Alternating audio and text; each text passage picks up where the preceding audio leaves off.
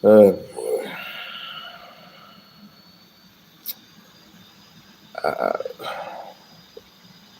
Let me get my shit table.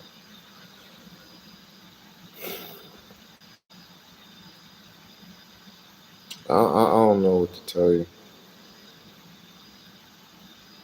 I do not know what to tell you. I thought we would be at, in my lifetime, I thought we would be at a place where we would have the sense, the wherewithal to not fight amongst each other for at least a couple of years just to catch up. I mean, under Dr. Claude Anderson, it looks like was it looked like some decency amount of hope, but hoping and all against hope. Hope don't get you anywhere too much nowadays. Because now all of a sudden we got tribalism.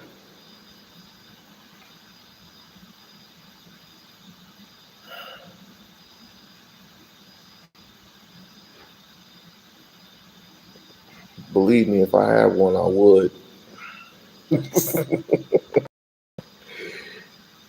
Homegirl says smoke a blunt.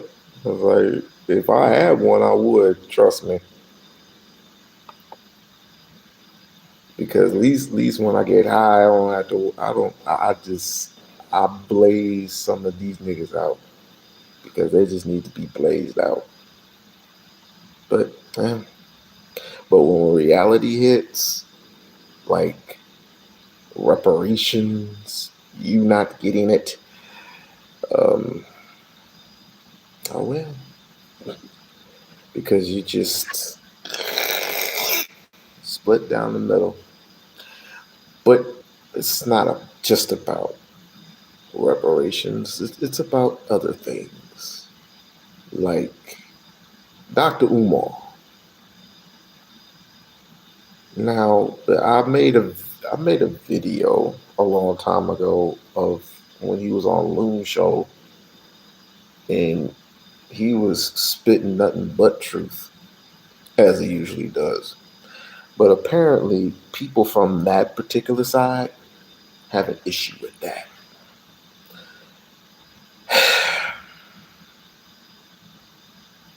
But the excuses that they make is like, what comes out of their mouth is a complete contradiction to what they're fighting for and what their excuses are. It's a complete contradiction. It's like, we're responsible, we're us black Americans, us FBA phony black Americans, we're responsible for this, and this. So, okay, so you're responsible for the shoe, you're responsible for the peanut, you're responsible for the telephone, the ironing board, the stoplight, and other things like that. Okay, I get it. But you are also responsible for the gang violence. You're also responsible for how you treat women. Should you be responsible for that too?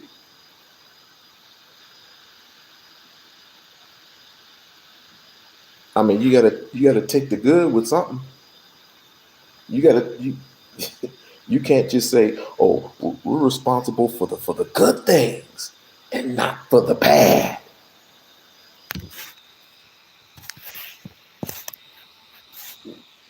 That don't make no sense. You can't just be responsible for, especially what your grandparents and your great grandparents and your daddy had done.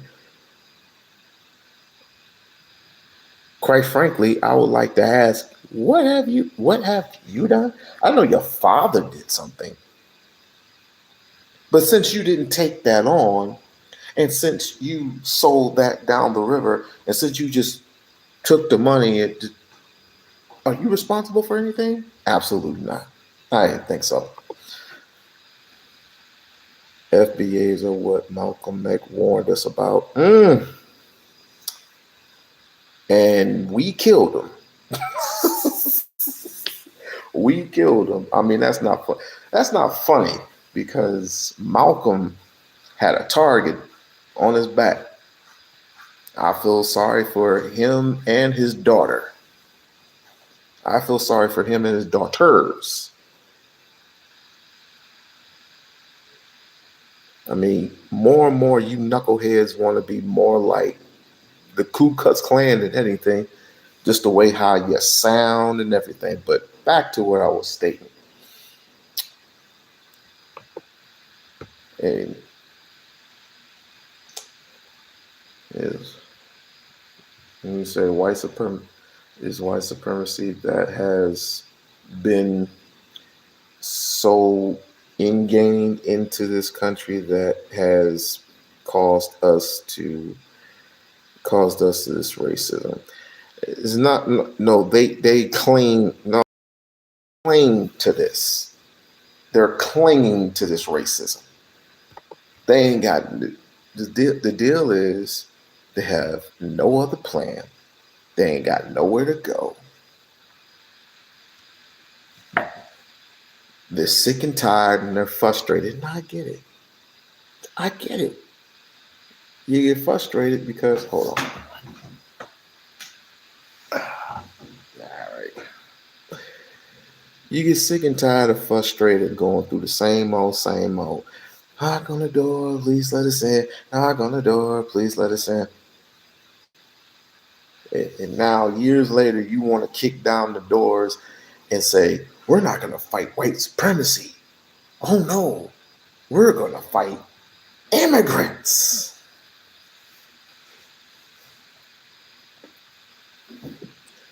We've been fighting white supremacy for years.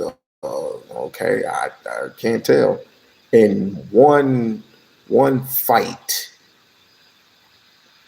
that don't mean shit. They're talking about the one incident that happened where the black man got I forgot where they were. I think they were in San Francisco or something like that, where the black man was being double teamed or triple teamed by some white folks, and then all of a sudden you see a barrage of black people. Even though that little nigga he swam through the shore, which I thought was dope. I had to give him credit for that one. I definitely had to give him credit for that one. Though. Definitely had to give him credit. Oh wow, we're gonna go to we've been around for years. Yeah, and they're still whooping your ass. But anyway, white white replacement theory is a lie. Who are they gonna replace him with? Who are they gonna replace him with? They have nothing of substance. They have nothing to trade, nothing of substance. The fuck? The only thing that they have is tether, tether, tether, tether, tether, tether, tether, tether, tether, tether, tether, tether. And want to blame Umar for everything. What Umar had to say had triggered these people. What Umar had to say, like them, love them, hate them, doesn't matter.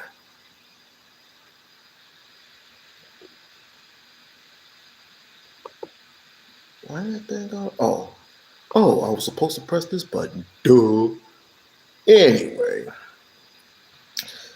shouts out to the amazing Lucas. that dude's going in. He's always going in on FBAs. Anyway, I was just chilling, minding my own business. And I happen to see this guy. Let's take a look at what he had to say. I guess like, share, and subscribe to the channel. Like, share, and subscribe to the channel. To be perfectly honest, I hate doing this type of shit. But anyway. Back. All right, we got to go way back. Let's go back a little bit, okay? Can we do that? This is what he was saying, not just about DAFA or FBA or all that stuff. We're going to build up our case like we're a lawyer here. This is what he was saying about reparations. I want us to remember this, all right? It's very important. If you are asking for cash, then your reparations list ain't worth much. That's what I said. Because your reparations list should put you in a position to make all the money you want on your own. What you need to pay out from info. But black people are so worried about money that we can't see the bigger picture. We also fail to recognize that reparations is not just for us living, it's for those gone and those not yet here. Come on. I ain't heard nobody talk about how much we're going to put to the side for the generations unborn yet. Facts. Facts. And that's why I believe that this generation of blacks in America, we shouldn't get the reparations. We are too irresponsible. You're ready. We were wasted. Yeah. Put the reparations in a trust somewhere until we get a more revolutionary move. Let them decide what to do with it. We look at all the bunny hopping that we do. What we doing with reparations? Easter Sunday. No. So we can blow the money. I had a sister text me one day. You know what she said? Can you stop talking against reparations because I need that money to pay my bills? Oh, man. Short-minded. Short-minded. Reparations is to repair, not to pay your damn weeds bill. Fix my debt. Oh, man. Okay. Just to get that. This generation, we're too irresponsible. We shouldn't get it. You know, reparations is to repair. Here's the thing. When we talk about that stuff, what we would do with reparations is up to each and every individual who gets it. And that is the wrong mindset to have. Right there. Right freaking there. That is the wrong mindset to have. Whatever we do with it, we just gonna do. It's very simple with me. If, let's just say they give you a cash payment, all right, and you lose that cash payment, $1 million can't go like that. Plus, the dollar depreciates in value. I would rather have a big ass gold bar that's worth millions versus a dollar that is worth less than that. Makes more sense. But niggas gonna do what niggas gonna do. But let me not spoil their, because they got it all figured out. I think. What I'll do might be different from what you'll do. Okay? That doesn't mean that it's going to be any less impactful to the community. It just may be. Hold on, I'm trying. Hold on. I'm not trying to. Oh, we can go regular speed. Who cares? Different. What somebody do, what person A does might be different from what person B does, but person A and B are both very impactful and very transformative for the community. What person C does, person C may waste their reparations, may blow it in a week. It's gone. They're in more debt having reparations than not. So should person A and person B not get reparations because person C is going to waste reparations? No. Oh God. I told you this was a waste. Sometimes it takes one white man to stand up to the white supremacists. I wish that were true, but in my lifetime, a white man fighting another white man and showing out for the race ain't gonna happen. Ain't happening. Ain't gonna happen in my lifetime. Anything that dude says doesn't. But again, you have to listen to him because it just sounds like a fairy tale. That's the only thing I can think of right now. It just sounds like a freaking fairy tale. They think they're gonna get. You think these niggas are gonna get cash payments? Well, first and foremost, where's your lawyer? You can't even make up in your own minds whether to fight for reparations or fight the U.S. government. I mean, you're gonna fight for reparations, fight the U.S. government, or fight the tethers. Which one are you gonna do? Which one are you gonna do? I mean, all of it sounds good in theory, but what are you gonna? How are you gonna do it? Adolf's tried it, and at least they were intelligent enough to do their research. These niggas go out on a limb and just start pointing out an entire race that just looks like them but speak a different language. Or they'll attack a person from America, but their father's from Nigeria, or their mother's from Jamaica. Oh, you can't get reparations because you're a tether. Your mom was a tether. Your father was a tether. It makes no sense.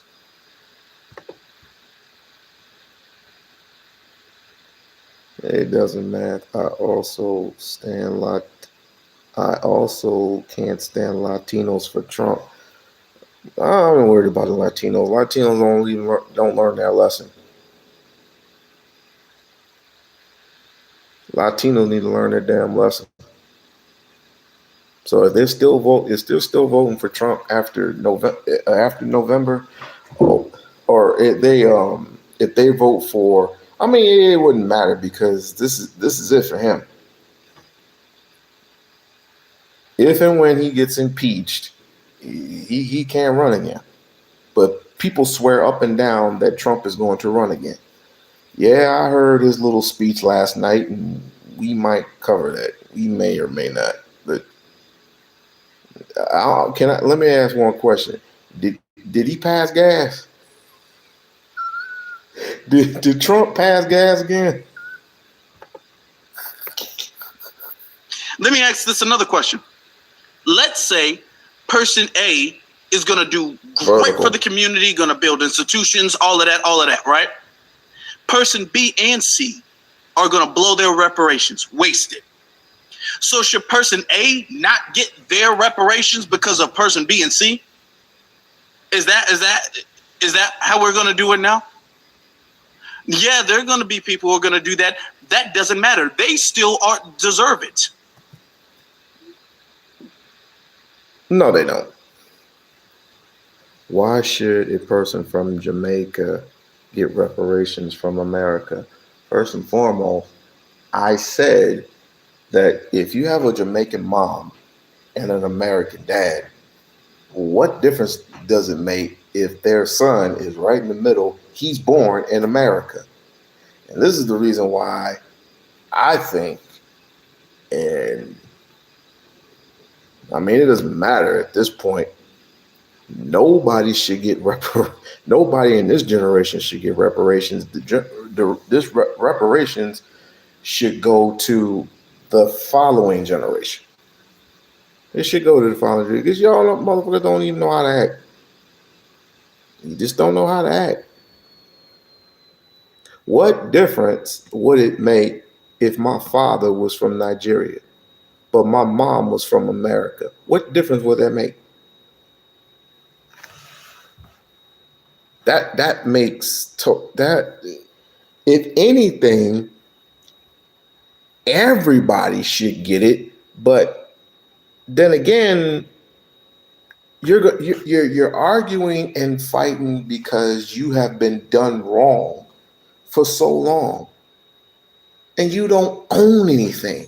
You don't own and control nothing. Wasn't that the desire of Dr. Claude Anderson for Black Americans to own and control, or at least be competitive in something? You don't want to be competitive in anything. All day long, it's just infighting. Okay, but the whole I haven't seen no thing. No, they didn't. That qualification. I want you to understand that qualification is an anti-Black qualification, because they don't make the small hat community qualified. They don't make the Japanese community qualified. Well, I need to have a whole 10-year plan to figure out exactly where the reparations are going to go. I need to find out, okay, well, what institution are you going to build? We got to map it out and prove that we're worthy of something that we are owed, which is what Umar was talking about. That's us verifying to him, because he's a big papa. Let him tell it. He's King Kong conscious. So according to him, he feels as if he needs to approve it. So we need to map out, each and every single last one of us need to map out our individual 10, 15, 20-year plan for reparations in order for him. No, that's not what he was saying. What he was saying was, of course, and again, it goes back further than before he was even saying all this. You had ample time. Let's start 30 years. You had all this time during segregation, during the burning of Tulsa, Oklahoma, during the burning of or during the riots of Atlanta. What happened in Atlanta? What happened at Rosewood? You had all that time to come together, but at some point in time, it was a little bit of infighting, but not this much. And then somewhere in the 90s, it just went. And then here we are today. And arguing about what? Something that the United States government, no, not the United States government. Who is your representative? The British. First of all, do you think if, let's just say, and I know you wouldn't do this, Hakeem Jeffries. If Hakeem Jeffries were to sign off on reparations, just say, boom, there you have it, reparations. Yeah, we're going to get reparations. It ends up on Trump's desk. Do you think Trump is going to sign for you to get reparations? How many of y'all think that'd be realistic? I understand what he was saying, but I don't think it's correct. It's past due. I don't give a fuck if it's past due. You ain't gonna get it. Don't look for it. Just don't look for it. If you're gonna fight, you're gonna fight in blood. Or you can just kick back, relax, and enjoy the show. You have no grounds. You have no grounds. You have nothing to stand on. You're fucked. Your generation of kids are fucked. Unless you stop all this infighting. The more you come on a list, the more less of you is going to become. It's going to be like this.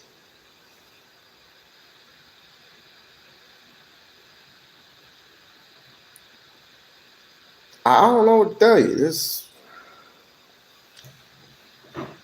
People have a problem with if I had to say based on factual evidence that you're not going to get reparations, based on factual evidence alone, and based on factual evidence that you have allowed yourself not to even say, okay, we can pause this shit for right now, right? We can just pause this infighting shit for right now. We can figure out who we are later. And then instead of being competitive, instead of fighting side by side with this enemy, because there's less of you now. You're gonna be doing this next year, the year after that, and the year after that, and the year after that, and the year after that. You're gonna keep going and going and going and going and going.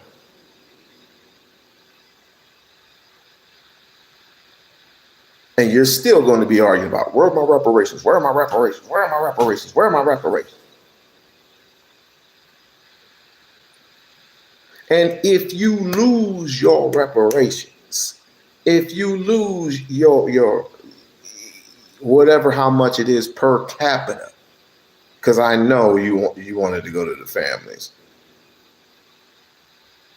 and you lose it, what is your son or your grandsons or your great grandsons gonna have? Nothing, because there's nothing to build upon it. At least when you get land, when you buy land, it's yours and you can build upon it. But he's gonna say something dumb in a minute. Watch. To give the green light on. Okay? I want to bring this other stuff up because all of this stuff is relevant, y'all. All of this stuff is relevant. Now, let's go to this clip. He was on a podcast with Daily Wrap-Up Crew. Remember, we did a live about this years ago. But it's important that we keep the receipts in mind. Let's play this. When I'm working on something, while he's working on something, there is no one problem at a time. That's ridiculous. Right. So, what would be your solution to reparations, and how should that be? Well, for me, a couple things. Number one, the psychological cost of reparations has not been effectively quantified yet.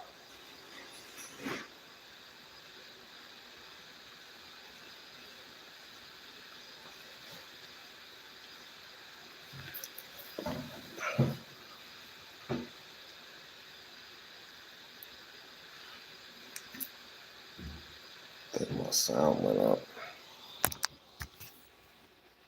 Hold on. I think my sound went completely out. Anyway, he was talking about this. I know what he was talking about. He was talking about the psychological, not just psychological, but physical damage. It's very important that we know what has succeeded before so we know what to do and what not to do. When the Japanese got their reparations, what they did is they calculated the damage that was done to their community by forcing people in the internment camps, all of the wealth that was lost, all of the money that was not compensated for. That's what they did to calculate how much the government had owed them in reparations. They didn't calculate by saying, well, my grandma was crying every single night and I think she deserves $50,000 for each night. They didn't do that, okay? Because that's an endless argument. You can... This fool, first and foremost, what Ifa was talking about, psychological damage could be what they psychologically did to me, what they did to my grandmother. And that was beat the crap out of my grandmother, took the children and humiliated them, hung my father, and raped my mom. That's psychological damage, not just psychological, but physical damage is what he was referring to. What they did to Harriet Tubman, and most of you niggas don't even just disrespect Harriet Tubman.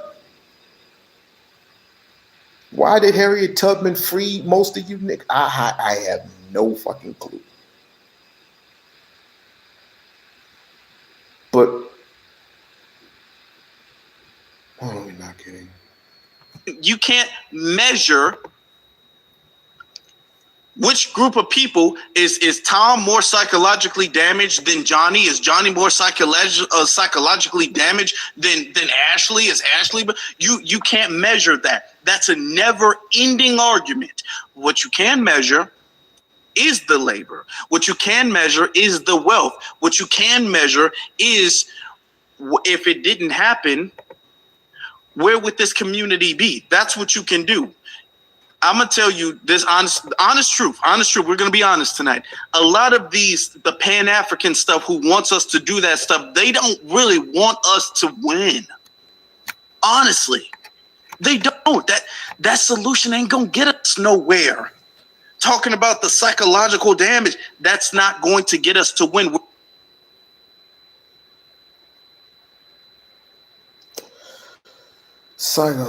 They don't want us to win. They don't want us to win. Sound like a baby. Sound like a baby when he doesn't get his way. When he stole from me. Like, nigga.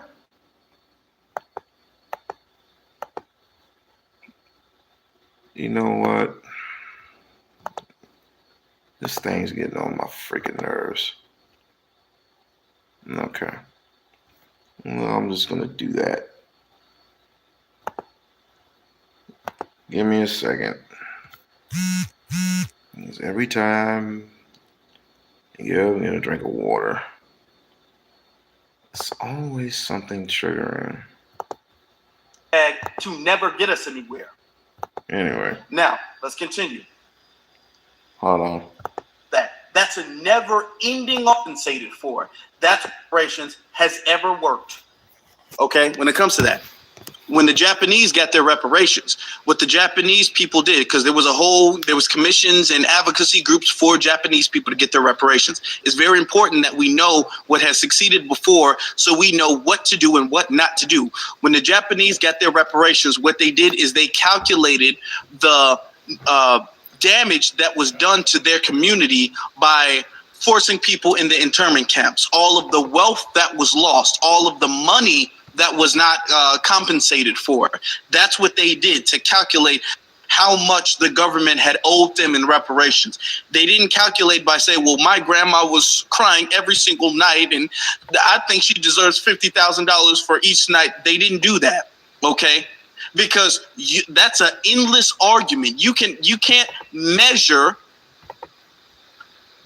which group of people is Tom more psychologically damaged than Johnny? Is Johnny more psychologically damaged than Ashley? Is Ashley? But you can't measure that. That's a never-ending argument. What you can measure is the labor. What you can measure is the wealth. What you can measure is, if it didn't happen, where would this community be? That's what you can do.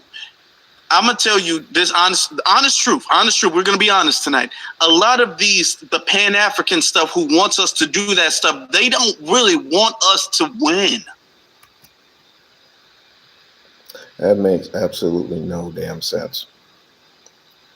None.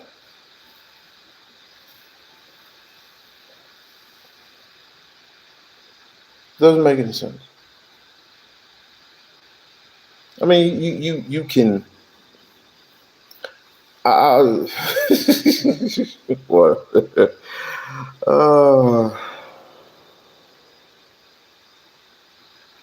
Why don't just somebody just give them these for fucking reparations? Just get this shit over with. Because by God, if I have to hear one more nigga, I just don't have any words for this other than this. Pan-Africanist has been around before you, I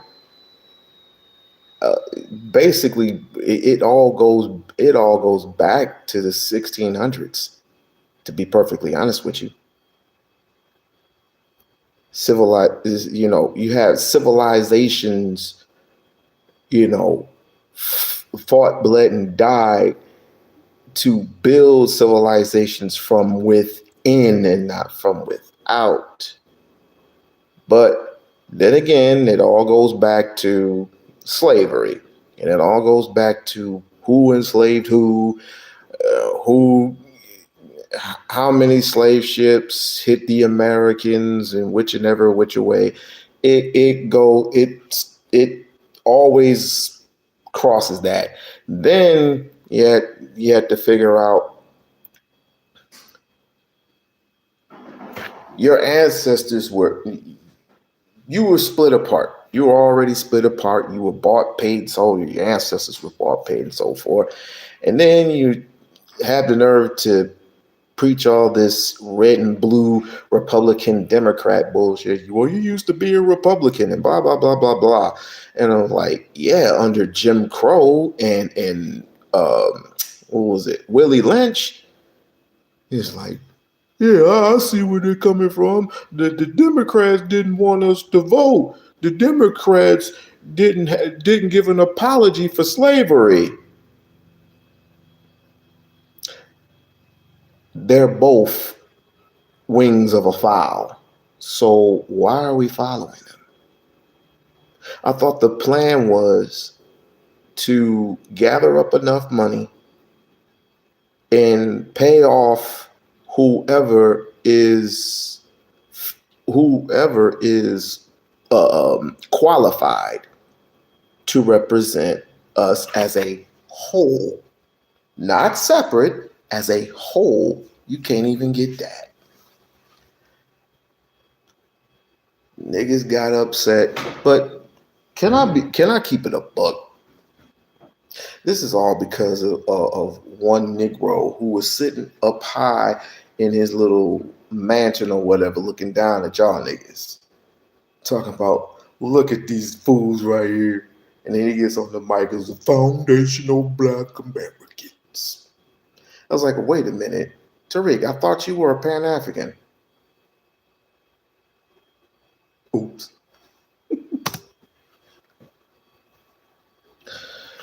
Yo. Where? Talking about the psychological No. when we're not going to win doing that. We're not. Okay? If we start calculating the psychological damage, there is no way we can actually have a set number of what we're going to pay out to people. You will. Yes, you will. See, this is where the lawyer comes in. You need a team of lawyers and your representative to put up a set. First of all, there wasn't it in 2018. I had to look that up. Wasn't it 2018? Y'all were discussing about your reparations and it didn't go through. Wasn't it last year? Gavin Newsom had a package plan, and all of a sudden, a lot of things were adapted and edited out. That was Gavin Newsom, right? The one that you wanted to vote for, Gavin Newsom.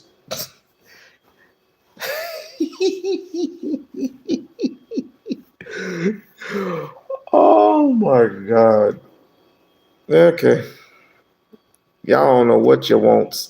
And see, and this is the reason why I say you need a leader or leaders. You need leadership. But watch the dumb shit that comes out of his mouth. We'll never be able to agree upon that. Okay? Never. That's why we're going after the wealth. We know how much money the banks made. Wells Fargo, Bank of America, JP Morgan. We know how much money the insurance companies made. We know how much money was transported between the cotton going pretty much around the world. We know how much money the tobacco generated. We know how much money the sugar cane generated. We know how much money the slavery was worth. We know that. And that's what we're going for. So all of that, we got to talk about the site. No. That's a trick bag to never get us anywhere. Now, let's continue. Right there. And when I say pay, I don't say cash because I think cash payment is a trap. I don't have a problem with cash being on the list, but it should not be primary, especially now because you have BRICS, Brazil, Russia, India, China, and South Africa, who are about to float their own currency. They're going to tie it to the gold reserves in their countries, and that's going to drop the value of the dollar. So if the US dollar is about to plummet, why in the hell would you accept payment for your ancestors' dehumanization through a worthless American dollar? Money is a trap. But all these thirsty reparations people, all they want is some money. I mean, let's just be honest. Half the people talking about reparations just want to check. They have no vision for changing nothing for Black America. They have no history of grassroots struggle. They're being up. They don't. You simply don't. You don't want to grow. You don't want to grow. First of all, you don't want to grow morally, spiritually. That's the most important, is spirituality. You don't want to grow in that. You don't want to grow psychologically because you're psychologically damaged. I mean, you just have no impulse control whatsoever. You have no manners. You don't respect, some of you don't even respect Black women. But let it be that they put the money in the hands of the wrong person. It just, oh, okay. Me personally, I'm just sick and tired of all this infighting. Now, I don't know about you, but I'm really sick and tired of all this infighting. It does nothing. It does absolutely nothing. And this is the reason why you lose. And this is the reason why white folks, they glorify in your losing. They are literally sitting back and drinking whatever they drink.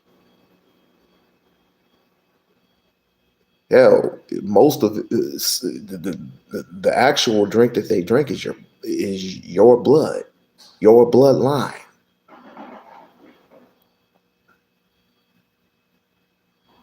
And you have nothing. You have nothing to go home to, nothing to show for. Oh, I was born here in America. You don't own it. Why don't you go back to Africa? I would love to go to Burkina Faso. I would love to go to Burkina Faso. Shouts out to the king. Shouts out to the king of Burkina Faso, Abraham Traore. Shouts out to that brother because he's getting it done. Kick the French out, and all them gay laws that Barack Obama put on Africa when he was in office. That's out. That's out. Now that's called power. What type of power does the FBA, the phony Black Americans, have?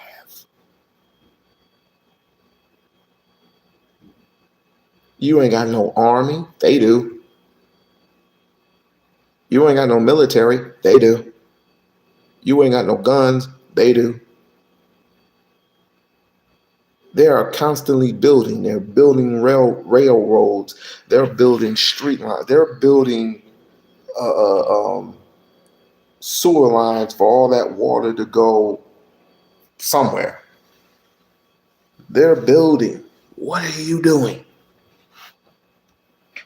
Opportunists, most of them. They're not deep thinkers. I honestly don't think Black people would be financially responsible enough to use that money. I think we just gonna get that money right back. So we are cause and change. We are, cause and change, which is another issue that I have with our approach to reparations. Now, first off, I check out the Daily Wrap Up crew. They cool. I think Eli, that's the guy who said it has done a lot of growth, but no, that ain't it, bro. That ain't it, bro. No, all of that. I think we're gonna get the money straight back. I don't know. That justification for us not getting what is owed to us is rooted in anti-blackness. The whole pocket. I want us to understand. Since the end of slavery, even during the times of slavery, our lineage has been the most pocket watch people. Period. Okay, and that is rooted in anti-black racism. We have to understand the roots of that. The roots of, well, where are you going to spend that money? Where'd you get all that stuff? That's what got Tulsa, Oklahoma bombed. That's what got all of these other Black Wall Streets bombed and destroyed out of their envy and pocket watching. How did Madam C.J. Walker get all this money? Where are you getting all this money? How are the Negroes being so successful? All of the pocket watching that is specifically, exclusively done to us is anti-black. So also the narrative that we're not really responsible with the money, the unwarranted supervision, the authority that they bestow on themselves to supervise us with our money is also anti-black racism that they're internalizing and spewing out. No other group of people gets supervised with their finances the way we do. It ain't got nothing to do with your finances, nigga. It has everything to do with your skin tone. It had everything to do with jealousy, envy. I guess you can put money in there. Because but then again, you were buying, selling, and trading with other ethnicities. You were buying and selling and trading with Asians and with whites. I believe it was somewhere around 1936. If you ever seen Rosewood, or if you ever seen Sinners is a good prime example of them buying, selling, and trading. You buy from me, I buy from you. You buy from me, I sell from you. You sell from me, I buy from you. And they all kept to themselves. Asians were down the street, blacks were down the street, whites were down the street, and it was like, damn, they're a happy family. Who wanted to do something similar to that? Oh, Fred Hampton. Fred Hampton, 21-year-old guy, had what Tariq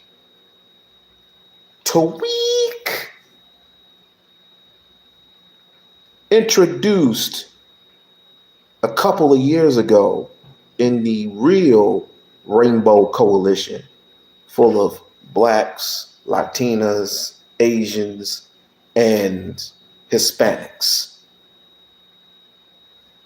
coming together as one, buying, trading, and selling. But I guess J. Edgar Hoover had other plans. Yeah, go ahead. Let's see the question. We do have something to stand on. Other races have received reparations from U.S. Okay, so your idea is to follow what everybody else has done. Or rather, I said that all wrong. Your thing, Barb, is just because everybody else got their reparations, it also means black people in this country, in the United States of America, should get reparations. Am I getting that right? We do have something to stand. We who?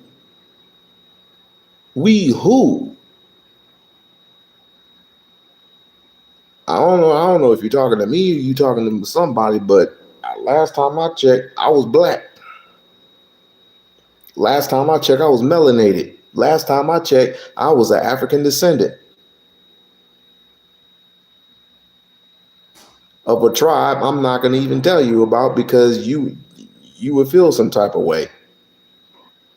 We Black Americans So you Black Americans have something to stand on because of other nations.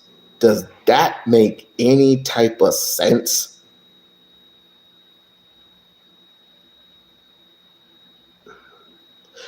You know what? I'm gonna let you have that one.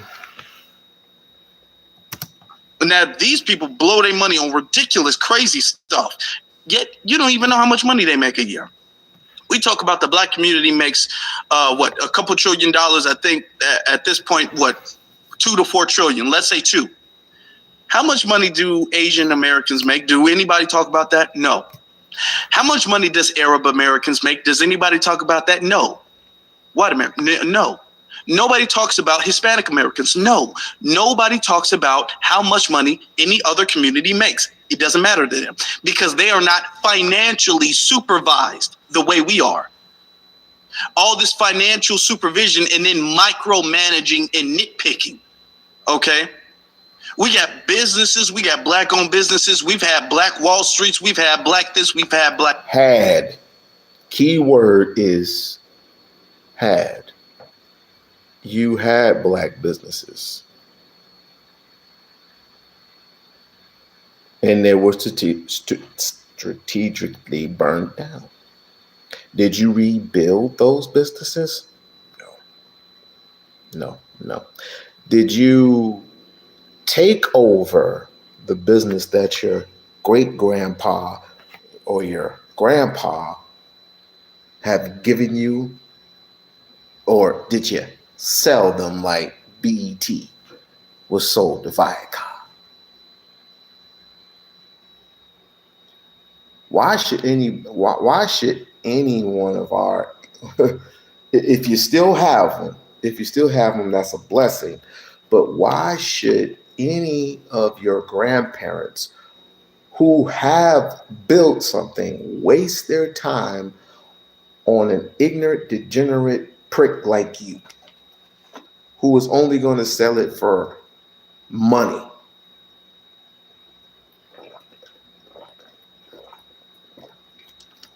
I thought wealth was important.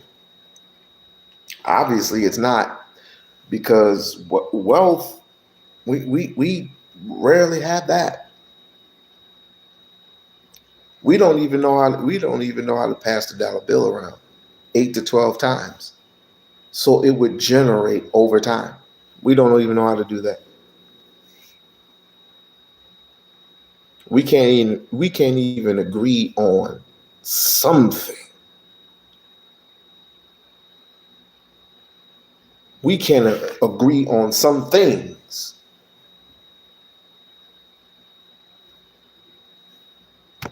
This.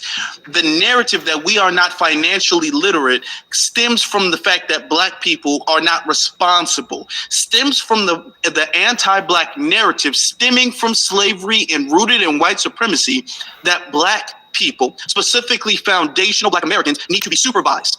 Okay? It puts us in this very childish kind of character, that Black people are not as smart as other people. Black people are not as responsible as other people, okay? You're treating the Black community as if we're adolescents, that other people who are the adults need to come in as the authority and supervise. No, he's not treating you like anything, sir.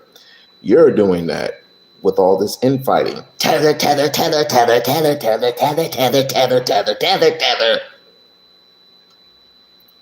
No, you're not coming on my radio show, and you're not going to say anything. Boom. You need to go back in your own homeland. You need to go back into your own homeland. Why are you coming over here? You African booty scratcher. You African booty scratcher.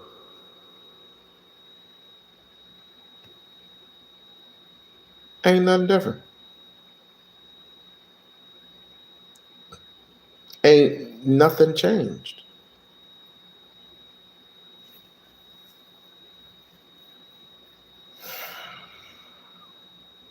Ain't nothing changed. You hear fighting all day long over some nonsense, and on top of that, you would literally get into altercations with your own family. Because come to find out, if your family tree, because y'all proclaim to not have immigrants in your family, I find one on your mama's side or on your daddy's side, and that's a big ass tree.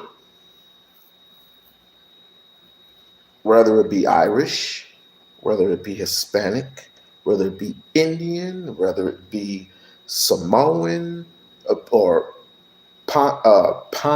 Pomeranian, or however it was called. If I find any of these things, including African, Jamaican, Haitian, British, if I find any of these things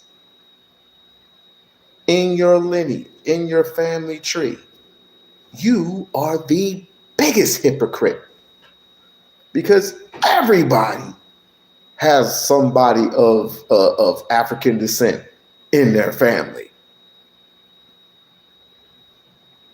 African descent or not, they have somebody in their family who the white man has great and had a kid with, and ultimately became your cousin, your third, fourth, fifth, sixth, seventh generational cousin. On my father's side, I have a second generational, I think it's second or third generational cousin, and he's white.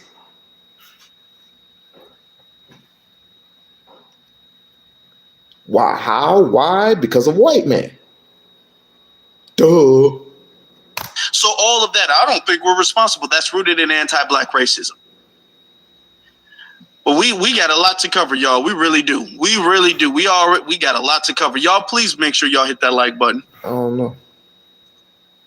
We come together and choose people to represent us in this conversation and in this negotiation. Who is it though? People are self-electing themselves. You know why? Because we are disorganized. So before there's any reparations conversation, before there's any distribution of reparations, we have to first organize and elect the people we want to represent us. You just can't have somebody on YouTube popping up, I'm the face. I'm the face. That's why Black America always gets exploited. Because we are disorganized, anybody can claim to be the leader. You can go out here right now and say you're the leader of Black America, and guess what? Nobody's probably going to oppose you because we are so disorganized. And a disorganized people are ripe for opportunists. Opportunists love disorganization because it gives you the right to do anything and not be held accountable for it. So number one, we need to be organized. And until we get organized, there should be no conversation on reparation. Because I'm going to tell you what the white man going to do. We already know what he's going to do. Okay. We need to be organized. So we need a leader. No. We are good. We are gaining more by everybody being the leader. The lineage is the leader. Why is the lineage the leader? Because the lineage is led by the code. Everybody here who is following the code, because the code is the true leader. The code is what guides and dictates what we do and what we don't do. And everybody following that, we're seeing more progress being made in the community. What he wants is the entire Black community to all vote on a leader or some leaders, which is not going to happen and is going to be very ineffective and counterproductive if we did that. No other community does that. You can't tell me who the leader of the Hispanic community is. You can't do that. Who is the Latino leader? I'm not talking about politicians or celebrities. Give me the Latino leader. You can't find one. No, you have maybe different organizations or something of the sort. But no, that's unrealistic what you're saying. But let me let me preface by saying this. That was totally funny what he just said. He's like, the code is the leader. Hey, Code. Hey, what's up, Code? Hey, Code. Hey, you gonna get these reparations? You gonna get reparations? Oh, the code. How many of y'all believe in the code? How many of y'all in the chat believe in the code? The code. What code? You can't even go what? The code. The code is our leader. Funny. I'm sorry. That was just funny. I'm sorry. It was just funny. It's just funny how it sounded. There's a code is our leader. because everybody follows us. Everybody follows the same code, and we all is the leaders. Again, you got one person. You can't even make up. You don't even know who you are. You can't even make up in your minds if you want. You talk reparations, but then you want to overthrow the government. You want to overthrow and take over the government with 5,000 people. Is what I heard. This is what I heard.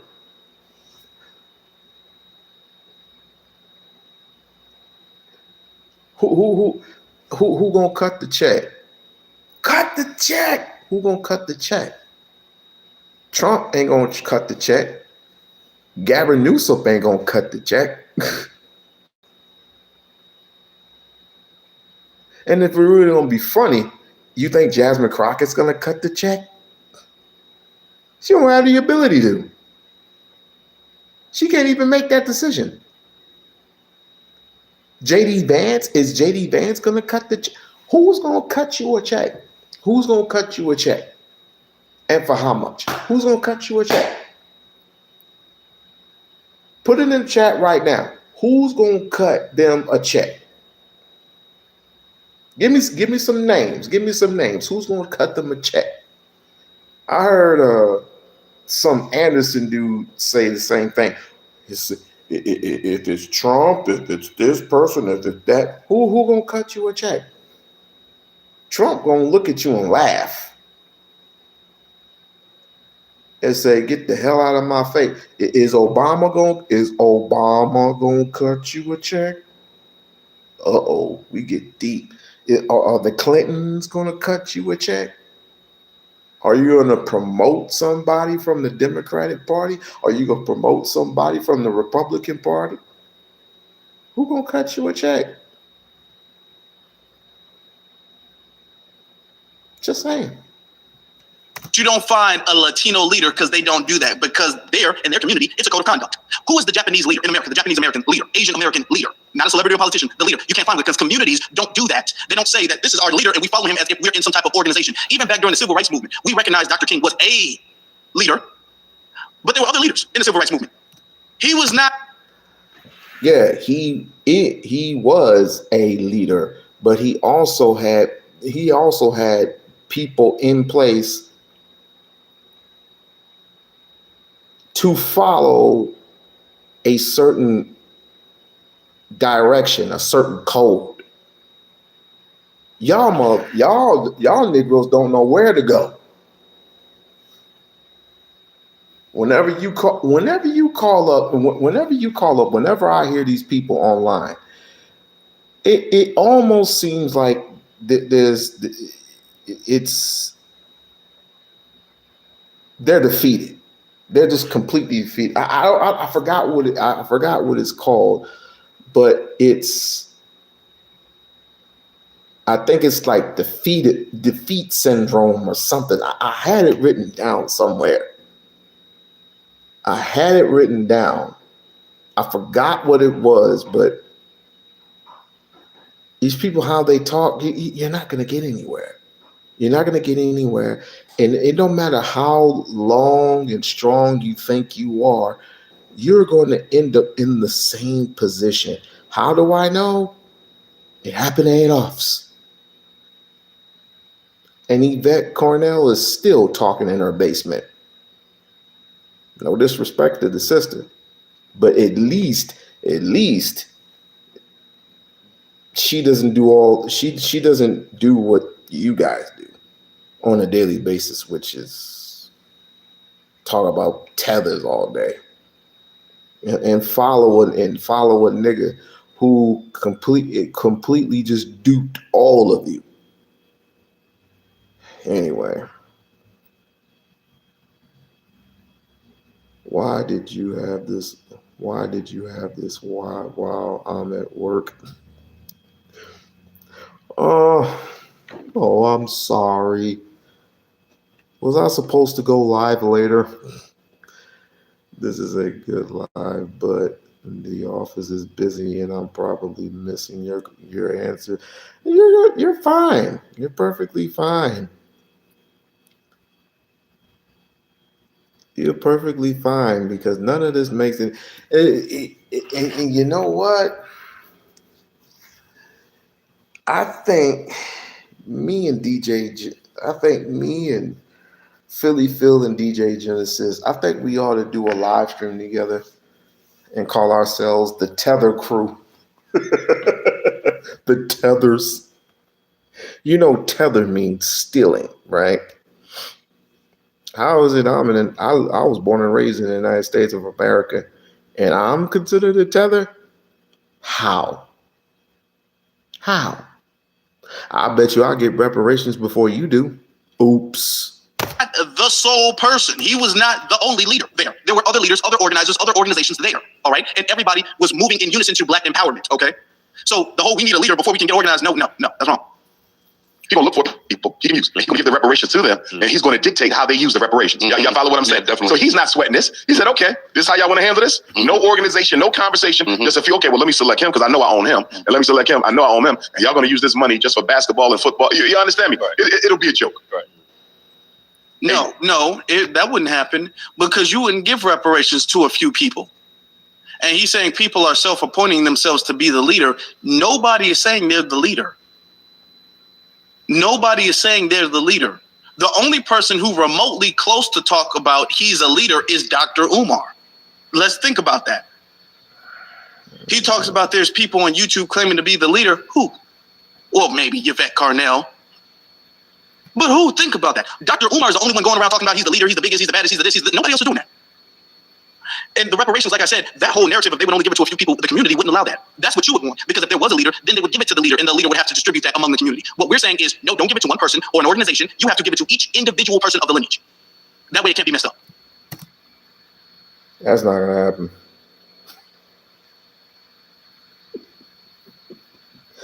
That is not going to happen. Number one, white folks are not going to allow you to crash the United States as all. I mean, they're already bankrupt. They're already overlapped as it is. The United States is in debt already. So what makes you think? What makes you think they're going to do that? Little word of advice. Get it out the mud. Get it out the mud. Earn it.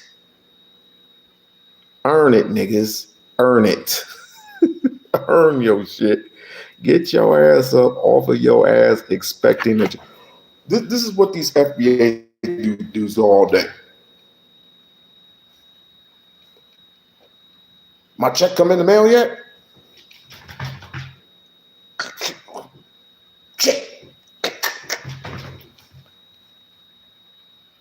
Daddy, why you up? Wait for my reparations. Go back to the mailbox. I'll check. Damn. Y'all wouldn't even know what to do with the check. Case in point. You remember in the pandemic where you had the stimulus packages?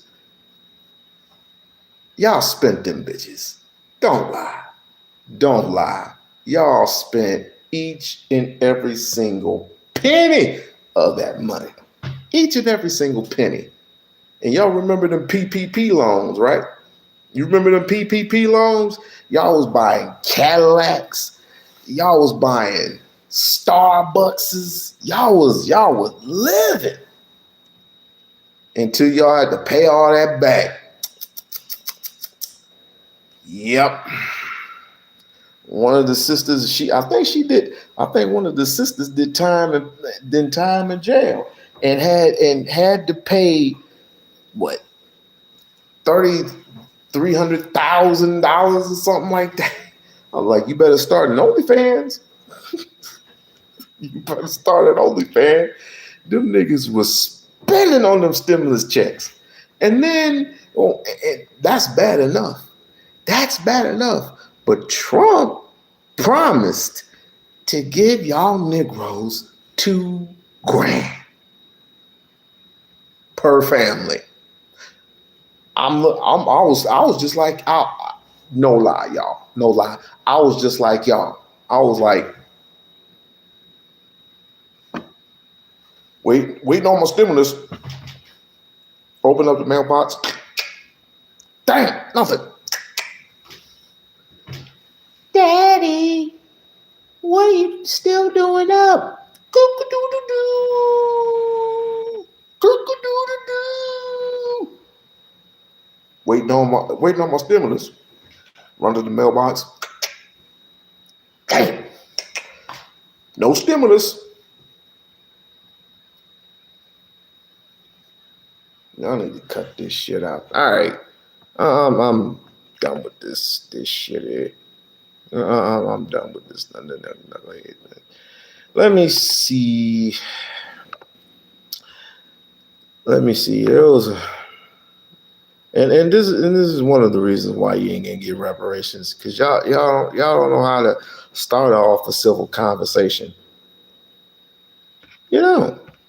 This is how it starts off. Them to co-opt, sabotage, and counter our reparations. About Dr. Kubar, COINTEL Johnson, his new agenda, he talking about that he about to counter response FBA, that he's starting his movement, DAFA, talking about descendants of African freedmen in America.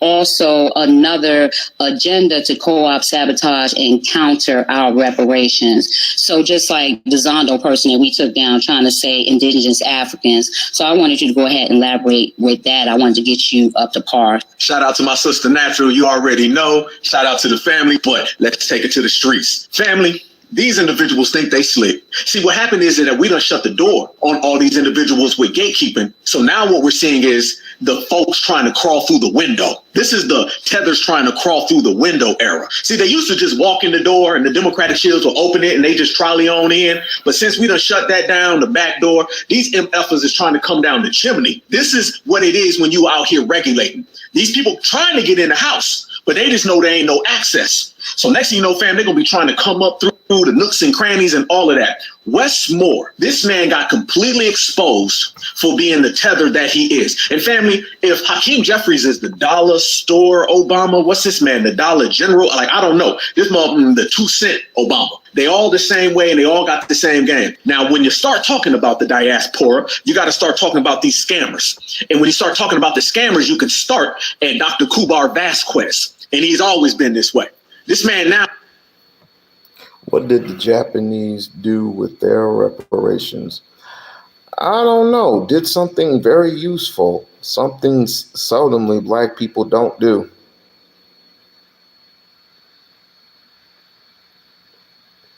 I guess they were building organizations. Something that we seldomly don't do. Does that not answer your question? What he's trying to do, family, he's trying to hijack the foundational Black American grassroots movement, a movement in which he has always been against. Don't be against it, and now you want to be a part of it and remix it. By the way, the DAFA, whatever the hell, it don't rhyme. Why would Ifa be against your lame ass movement? Why would he waste his first of all, why would he waste his time? He don't know you. And you don't even know yourself. As a matter of fact, let me reverse that. No one knows you. You tried doing that you tried appearing on Fox. Fox made fun of you. You were all happy when Tucker Carlson called y'all out and was like, that's a good group right there. I like that group. They're very savvy. Ain't gonna get shit, but they're very savvy people. I like that. Yeah. And all of a sudden, oh my God, we made it. We made it. A white man shouted us out. A white man. Wow. We're going to the top, bro. FBA for life. It ain't slick, ain't got a pop to it, ain't no pizzazz. It's just another corny, weak, broke down slang coming from a scam African. You ain't nowhere near on our level. Dr. Kubar is a waste for the Black American community. He's already been disqualified from anything. I don't want Dr. Kubar to have any type of saying or doing. And I'll be honest with you, I'm really starting to believe that some of them folks that didn't in Dr. Kubar Bass Quest. I'm starting to believe it. Yeah, with all due respect, and I speak, I've been spoken since I was... No. Don't ever cut Black off. Yeah. Wait. Hell no. Wait when I'm your mind, Dr. Love? Have you lost your mind? Don't ever interrupt me. Don't ever interrupt Black off. Hell no. I just want to say that you sound like I'm... I don't care. I'm talking.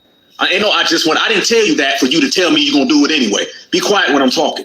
There's a line here. Yeah, you sound like a successful celebrity. Yeah, I am very successful. I'm the number one activist on the planet, and you're not successful. So be quiet when I'm talking. You don't interrupt nobody ever when they speak. Point blank, bottom line. We don't play patty cake. No, I'm saying you are an unsuccessful celebrity, not. Well, you are an unsuccessful TikToker because now my sister just dropped you. So sure the hell did. We don't play those games over here. You don't come in here and disrespect my brother ever. Damn, almost like as soon as I start talking about Dr. Kubar. Oh yeah. Oh no, they about to turn up now. See what I mean?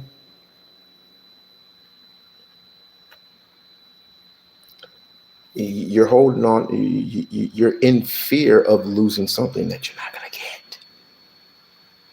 You're not gonna get it. What's the song from? Who sung that song? Never gonna get it. Never gonna get it. Never gonna get it. Never gonna get it. Never gonna get it. Never gonna get it. Never gonna get it. Never get it. Never gonna get it.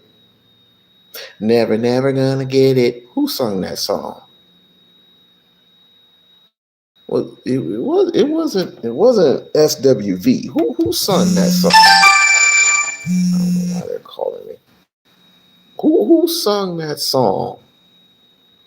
I need to know who sung that song, y'all.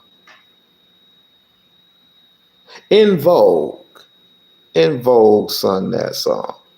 I ought to play this for these Negroes. They waited for you to come in here, which is good. They about to turn up. Feelings is getting good. I'm on one today. I told you I'm on my DMX today. You know what I'm saying? So we rocking. Let's go. Anytime this come on down. This is what we talking about, family. These individuals got to be in our spaces. They don't conduct themselves with any type of decorum or grace. Foundational Black Americans, what pisses everybody off is look how we speak to each other. Look how we handle each other. Look how we coexist with one another. They don't do that. They come off mics, they complain, they gripe, they fuss. Yeah, you act like assholes. You act just like the fucking Klan. Take it however you want, but it is what it is. I mean, you do relate your relation, as you put it, you relate to the Americans. You don't relate to Africans because you don't relate to nobody over there, even though your skin tone is just like theirs. And you probably, if you found out that you had African blood, would you probably do anything to rip that bitch right out? Shame on you. Shame. Look right now as you see Westmore acting like he's a Black American got exposed. Dr. Kubar still in foundational Black American talking points. Now he want to be a freedman. This motherfucker ain't never said nothing about no freedman. Now he wants to be one. This clown right here who just popped up a minute ago. These people are dusty, musty, and always rusty. And this is why we've been exposing these individuals for exactly who the hell they are. F them. That's just how we rocking, fam. And don't let people come around here and start talking the game of delineation, but it's got a hell of a lot of Pan-African in it. This is where we... This is the same Negro that wears glasses in the dark. This is the same Negro that wears glasses, ain't no sunlight. Hey, it is what it is, I guess. It is what it is. Like, share, subscribe. Like, share, and subscribe to the channel. I'm gonna say this in fairness to those FBAs who don't do this type of shit.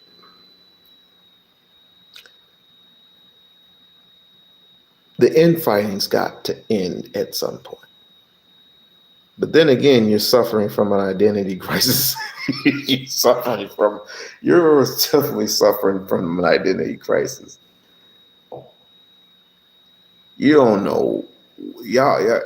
Who was the brother? Brother Hotep. Shouts out to Brother Hotep. He said you are suffering from an identity crisis. Next year you're gonna be from foundational Black Americans to stolen Africans. We're stolen Africans, y'all. We don't need our reparations. We are now. FBA has become popularized. How do you know this? Is because it got so popular. Dr. Umar Johnson now is trying to. It only got popularized because you stole it from Adolf's, of course. Remix it and spin it with an African twist. Fam, I came up with a term just last night after we got off the broadcast, and I'm going to say it again. What these people are ancestral kidnappers. They want to kidnap the legacy of our ancestors and take it back to where they come from. These are kidnappers. These are lineage kidnappers. This is what they do. This is grassroots talking point kid. Nigga, you came from that same lineage. Dum-dum. Your ancestor too. Like I said, don't be surprised. I would not be surprised if I didn't find not one goddamn African in your family. Kidnappers, narrative kidnappers. What they all want to do, my good brothers and sisters, they want to take what we create. And all they are is nothing more than your typical kidnapper. What the fuck have you created? Please tell me, what have you, Mr. Glow in the Dark, have created? What did your big, thick, four-headed ass have ever created in your life? You have never created anything of a substance. And you know what? I'm going to say this one time. I wish Chaotic Truth was here. No, I'm just playing. I'm playing. Chaotic Truth is on y'all heads. I don't like the idea, but fam, you didn't invent shit. You didn't create shit. You didn't invent the traffic light, the refrigerator. You didn't invent GPS. You didn't invent the fountain pen. You didn't invent air conditioning, the fire escape, the railway communication system, the bottle cap, the toilet, the ironing board, the lawnmower, the envelope seal, the pencil sharpener, pressure cooker. You didn't even invent the goddamn helicopter. But yet you're coming over and making live streams and yelling out, foundational Black Americans. They're disrespecting us. They don't like us. Who are you? You don't even know who you are. They prey on people. They stalk people. Why do you think tethers are always stalking us, fam? Think about a tether, and don't they have the same attributes as a kidnapper? Don't they, fam? They stalk. They always riding around in their little vans, seeing what Black America. Okay, this is where the delusion comes in. Don't nobody bother you. Don't nobody know who you are. You're rising up. We're rising up every single day. FBS rising up every single day. Yeah, online. Okay, so every now and again you go to a specific location where there's 15 of you? And go, foundational Black Americans.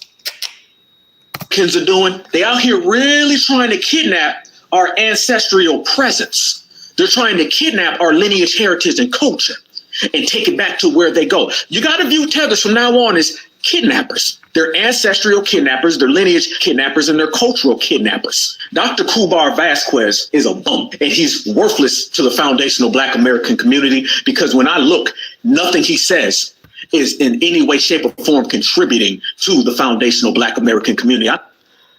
Can you debate him? Can you debate Dr. Umar? Can you debate in anything that he states? No, I don't think you can, because nothing that you said has been tried and proven. And when you mention something about his school, at least he has a building. At least he has a building. I'm gonna say it again. At least he has a building. What do you have again? Wait, hold on. You work for a boss that works for a boss that works for another boss. He don't work for nobody and owns his own shit. What do you own again? What do you own and control? That's what the hell I thought. I know a 15-year-old that lives down the street from me, and this young brother contributes more to our community in terms of uplifting and inspiring and just putting out good energy than Dr. Umar does. I expect for the youth to do that. Duh, I expect for the youth to go around and uplift and inspire people for whatever it is they do, a paper route or whatever the case may be. I expect that. That's what I would like to see, love to see.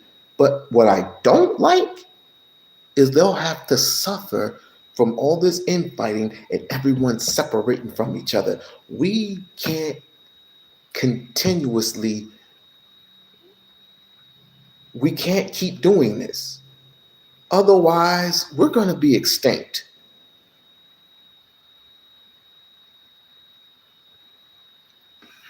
There is no unity. There is no unifying in anything, because you want to delineate, because you are scared of white people. You are literally scared of white people. And I'm just not talking about just regular white folks. I'm talking about the white folks that got you in their pocketbook. And they can shut this shit off anytime they want. And your dumbass had to go on and going to try to separate or delineate from each other simply because you got one person in possibly the African diaspora or whatever they call that shit, or you got somebody from Jamaica or Haiti, or I heard the lady said that you were a black something, I don't know. Oh, one out of how many? 1 out of a million. Ooh, 1 out of a million called you a tar baby. One out of a million called you a ugly black American or whatever the hell she said. Ooh, wow. One person. And you're going to put that one person and put them in the rest of the bunch. Now all of us are bad. All of us don't like you because all of us called you Akatas. Who cares?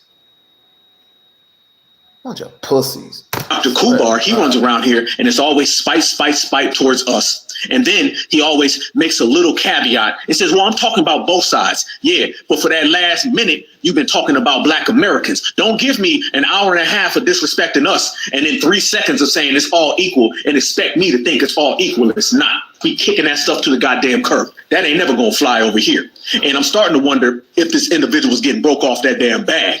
That's really what it's starting to come to, because now he's getting a real strange energy where he's starting to use talking points. And I warned everybody about this 3 effing years ago. I said, eventually the dominant society is going to come and they're going to start being opposition towards us, but they're going to use Dr. Umar as a point. For instance, remember, Dr. Umar Johnson and Roland Martin both have the same reparations agenda for black Americans. No, they're against it. Dr. Umar Johnson and Roland Martin are both Caribbean tethers. All right, let's go there, family. And I've never met nobody who's certified, who's on the same page with reparations as Roland Martin. As a matter of fact, Dr. Umar has the same reparations idea as Dr. Phil. Dr. Phil, Roland Martin, and Dr. Umar all have the same approach towards reparations. They're all against it. But Dr. Umar becomes for reparations when it's for Africans. If it's for Africans, oh, he's all for it. See, the games where He never said he was against reparations. See, you like to take things and you like to just you just like to copy or you like to take things and spin it however you want to spin it, which is fine. But he never said that he was against reparations. Obama said he was against reparations, but Ifi, no. He just knows how you're going to spin it. He knows if you get it now, you're going to regret it later. Because you have nothing of substance. You have no industry. By 2050, and I hope this doesn't happen. I hope I'm wrong about this, but in 2050, you will be a memory. Garish. You will be a memory. Especially with all this interracial dating going on. This nigga here. Boss hog, watch your mouth. FBA for FBA. I kick FBA straight in its asshole while I'm playing PlayStation and watching my kids play with Japanese people, so I can give less of a fuck about FBAs. You phony black Americans. Jeez, I wish some Jamaicans were here. I get along with everybody. Jamaicans, Haitians. I get along with everyone. There's not one. I haven't had one. I can't even remember. I never had not one Jamaican, Haitian, African, anyone who spoke Creole, who spoke Igbo, who spoke Swahili. I've met them all. And guess what? They ain't do shit to me. Oh, I want to give a shout out to Ice Show Speed. I definitely want to give a shout out to Ice Show Speed, because literally what he did and what was depicted of Africa, it was right on the money and right on time. But of course, you're going to have every Negro, you're going to have a Negro, a nigger, a Negro. Always messes it up for everybody. Why do you fear yourself? That is the most ignorant thing you can do, is to fear what is so glorified about you. Especially when you are in 100% practicing your Africanity. Grow the fuck up. FBA nigga. Grow the fuck up. Get over it. You're not going to get money. Get it out the fucking mud. You phony black Americans. Damn, I'm thirsty. Y'all thirsty? They don't say nothing about the people who disrespect us, but yet they want to focus in on us. Some days it's over. You ain't seen Dr. Kubar, none of these scam Africans coming out here going in on that dusty little tether, eating them mud pies, calling us dirty black Americans. You ain't seen the Pan-African community say nothing.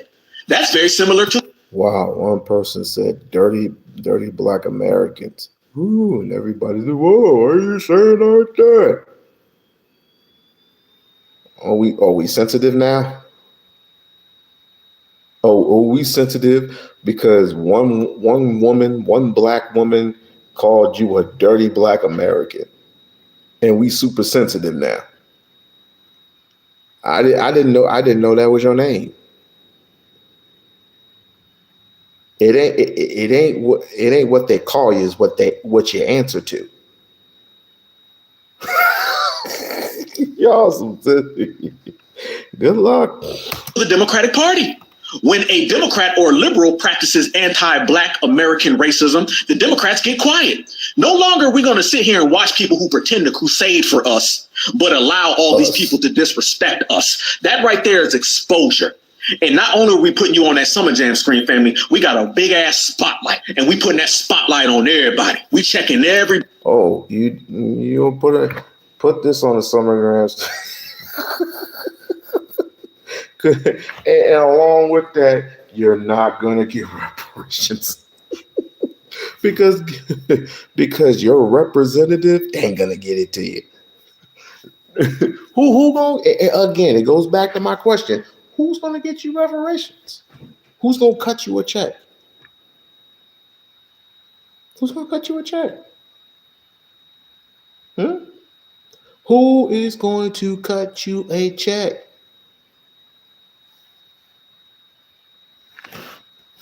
Body with all the intentions and whatever they got, and we letting it be known and extra clear that if you ain't certified foundational black American, you cannot speak on certified foundational black America. And now with all this remixing and retwisting, here you go. I want everybody to think about this as well. Didn't we expose these folks running around here talking about Look, ma'am, I'm not gonna keep answering that question time and time again. Every time you ask me, foundational African. Shut up. I'm not gonna keep answering that question. It just is what it is. It is what it is. You don't like it? I don't know what to tell you. I just don't know. I don't know. I don't know what to tell you. But go ahead and like, share, and subscribe. But seriously, I've answered that question before. If Obama was against reparations, there's a lot of things about Obama that you don't know about. But I'm not gonna throw that out there. I'm not gonna throw it out there. He said it himself that he doesn't issue apology for slavery.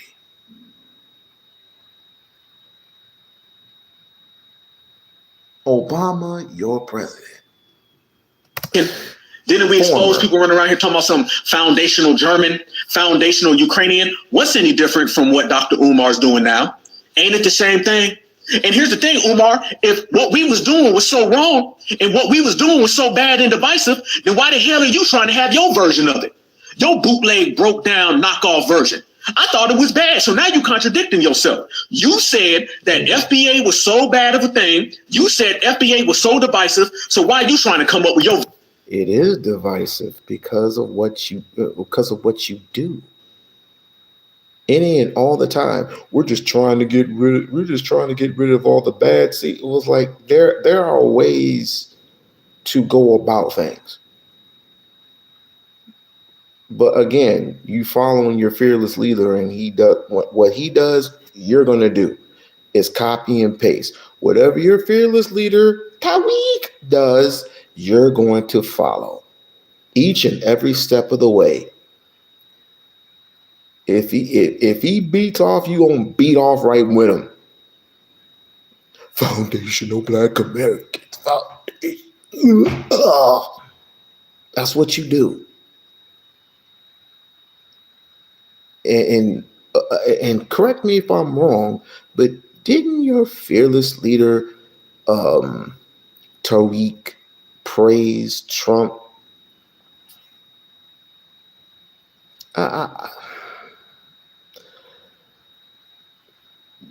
Boy, I have a great deal of respect for those individuals who don't. I have more respect for Adolfs than anything. Why? Because they don't do this type of shit. They don't. You hardly hear. If you hear from Yvette, you hear from Yvette and Tone Talks and nobody else. You got a lineup of niggas waiting to get paid. And they gonna be in that line for a very, very, very, very long time. But again, going back to Adolph's, at least I can have a conversation with Adolph's. You can't have a conversation with foundational Black Americans. I mean, they just got the pacifier in their mouth. Look, you take it. You took away my pacifier. Version of it. What it really is, you're upset that them handcuffs is getting closer because people seeing you done scammed out. The foundational Black American community don't rock with you, and that scam Africanism that you're talking about ain't been able to save you. You got kids who is in daycare, and them kids is graduating college now, and you still ain't got the school open. You may run that game on them where every 6 months you come out and you say, the school is done.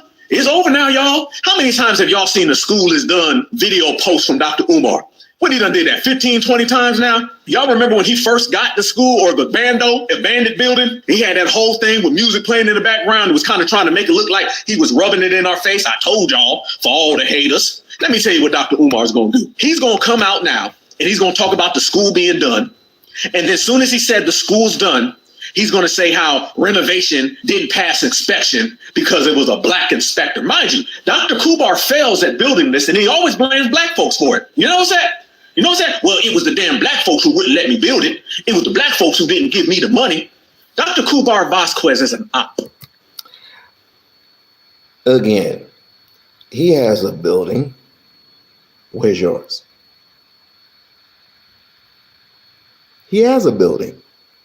Where's yours? As a matter of fact, it's 4 buildings, 2 schools. Where's yours? I'll be waiting on that answer. Straight up and down. And it is what it is. And he represents the old, outdated guard. The same exact way where we seen Jesse Jackson and the African American be completely canceled out. That's the same exact way with Dr. Kubar Vasquez and Pan-Africanism. Fam, I want you to see into the future right now. I want you to close your eyes and see into the future. You don't need a crystal ball for this. You don't need Miss Cleo for this. I want you to see what Dr. Kubar is going to look like in about 15 to 20 years. He's going to be that old dashiki wearing, gray hair, gray beard, gray mustache, Pan-African, still selling dreams about things that never happened. Y'all seen it. And y'all going to be pretty much a dying breed. Call it whatever you want. That's what you're going to be. A dying breed waiting on that check line. Wait, just relax. We gonna get our check, y'all. 2032. Line getting shorter and shorter. What happened to Elroy? Oh, he passed away. What happened to Keisha? She couldn't stop getting pregnant. What happened to Johnny? Oh, he got killed in a drive-by. Oh, more reparations for me. Excuse me, I want my reparations check. You don't have it? Wait, we were here for 2 decades. We've been in this line for 2 decades waiting for this check. About to be 3 decades.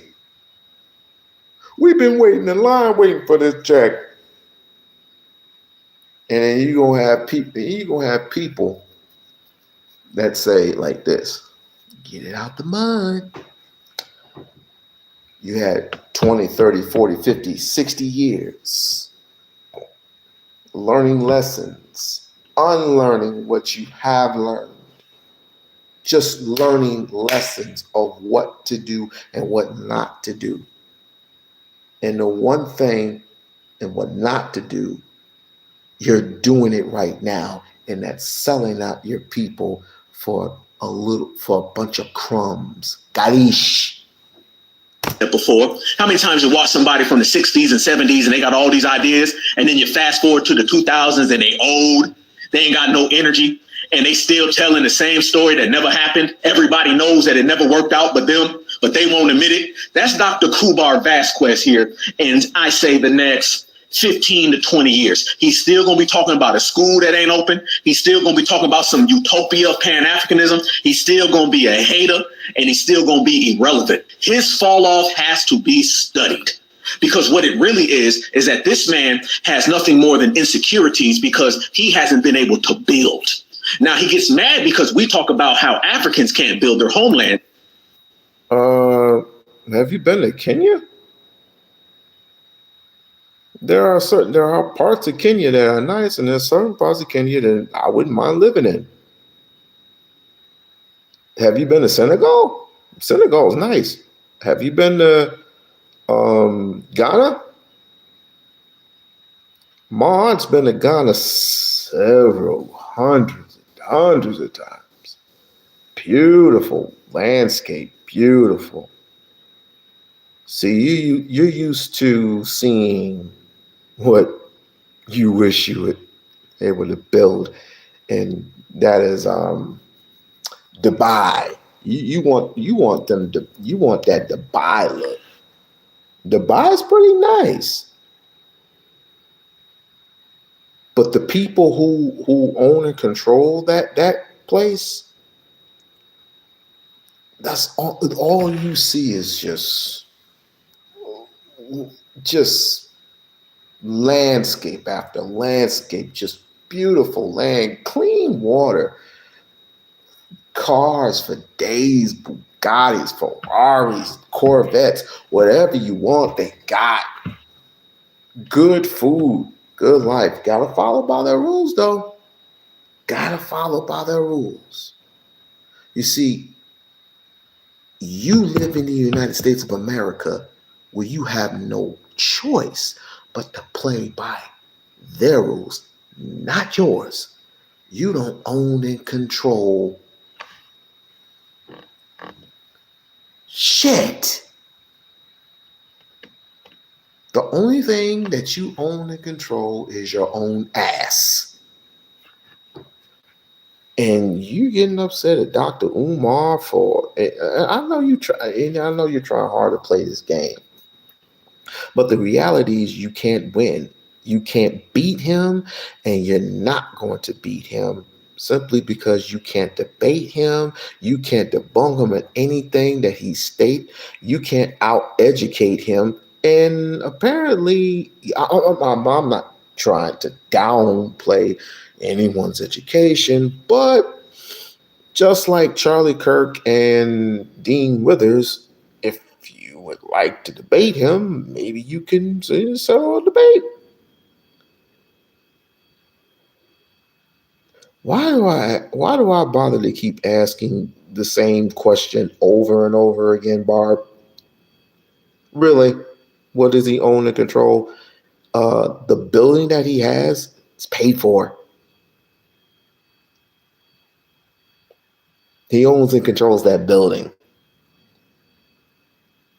And I would have to say, I want to be in that gymnasium. I want to be in a small gymnasium, play basketball, and that gymnasium that he got is pretty goddamn nice. I have to say. Now, if the high school wasn't all that condemned, then I would have been like, let's get the high school gym fixed up. But they probably gonna have to tear it down and build it back up again. But that's okay. He still got the small school and he still got the small gym. And that gymnasium is just big as shit. I remember there was a point in time where it was flooded full of water.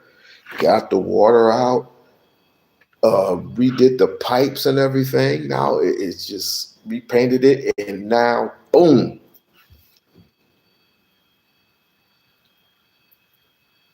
You have never answered that. Well, he's a scam African who's from the Caribbean, and he hasn't been able to build a school family. He always talks about institutions. Y'all tell me what institution he has built. Tell me.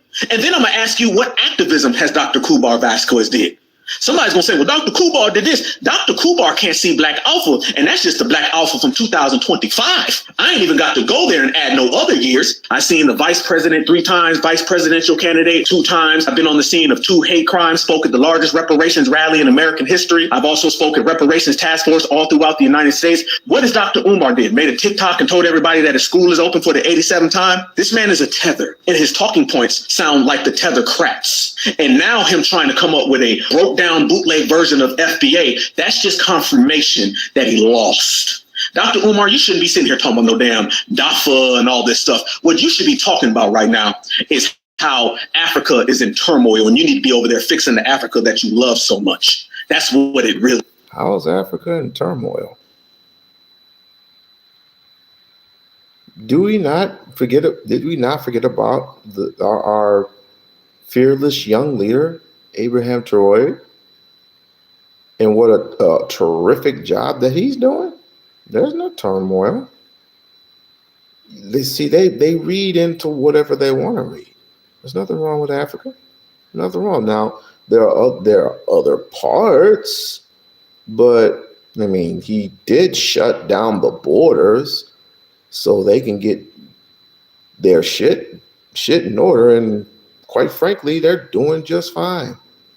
But it takes a bimbo and his boyfriend to talk shit about the diaspora.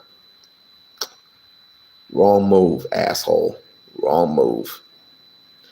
But I'll give you this. If you want to separate that bad, do yourself a favor and go over there to them white folk. See how they treat you. And by the way, you might want to put on that white sheet just in case you feel kind of anxious and, glorified or whatnot. Because there was a person in the Ku Klux Klan that was black and was the leader of the Green Dragons at one point in time until he retired. Because that's what you remind me of. You remind me of the Klan because of your disownment of your Africanity. You just separate yourselves literally from your Africanity. You separate yourselves literally from people who look like you. Just because they called you a name. Oh, tag, you're it. You sound fucking stupid. But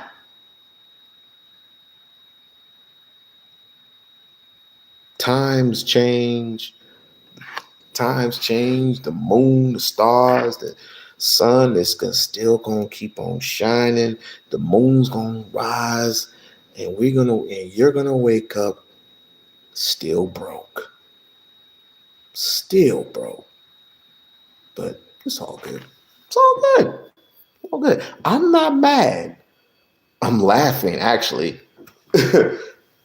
Because this is but let me not I want to get to Mr. Lucas in a minute. I want to get to Mr. Lucas because Mr. Lucas is doing a fabulous job. Fabulous job indeed. Yes. Because if you love Africa so much, shouldn't Africa have been able to fund your school? Family, we could sit here for 30 days and talk about all the inconsistencies of Dr. Kubar Vasquez, but we ain't got that kind of time. So let's just fast forward to it. And now, actually, people from Africa has donated to him. So yeah, thank you. Thank you for that. And they have donated to him. I donated to him at one point in time until I got to do it. But now I'm out of the situation. I'm in a new crib. So I think I will donate a little bit here and a little bit there to E5. It's way overdue. But a lot of people from different parts of Africa and the Caribbean and other places have donated to him. Thank you for the reminder. Now the fact that he's out here trying to run with our style, as we call them, swagger jackers. This is you were swagger jacking Yvette Cornell's movement.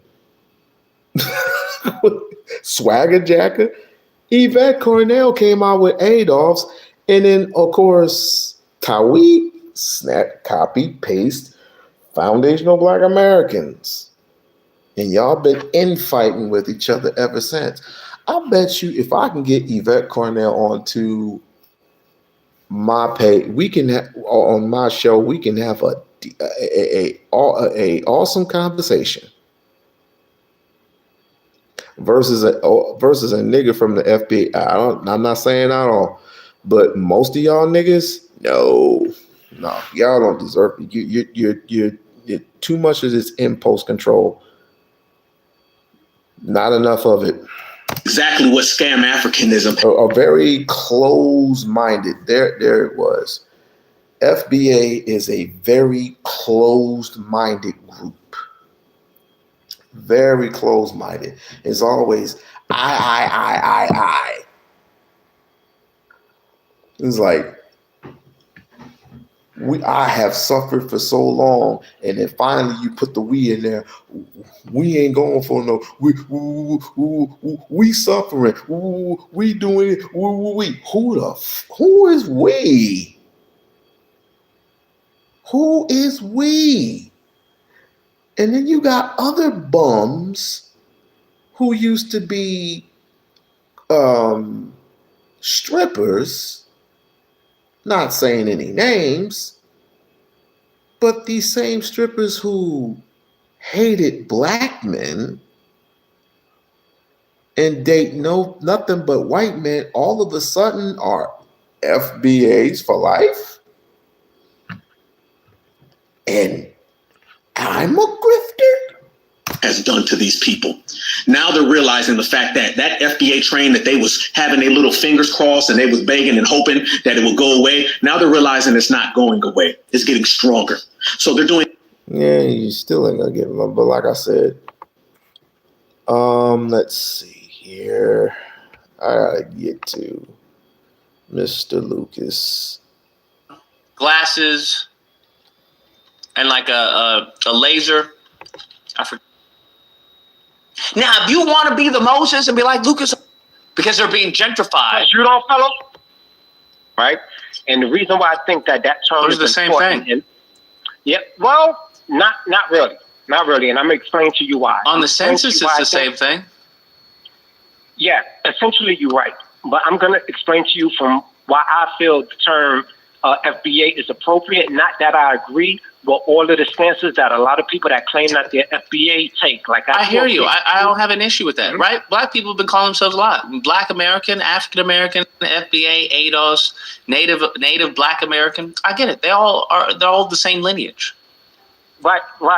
I know that they're the same lineage, but the reason why I feel like we have to come up with this delineation term, not delineation from the movement or from actual other black people, but just more like delineation as far as culture, when people don't respect the contributions that we've made as a culture. No one's going to respect your contributions because you have no power.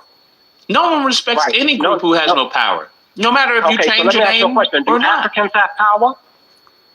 It's not just a matter of... Do Africans have power? What do you mean? In the States? Yeah. In what sense? Okay, so what I'm saying is... Nope. Do you mean in power like in comparison to Black Americans? No, like you're saying. You're saying they don't. Nobody's going to respect it because we don't have any power. Okay, so what I'm saying is we have to identify ourselves in this world. That's all I'm saying as far as... We have to identify ourselves in this world.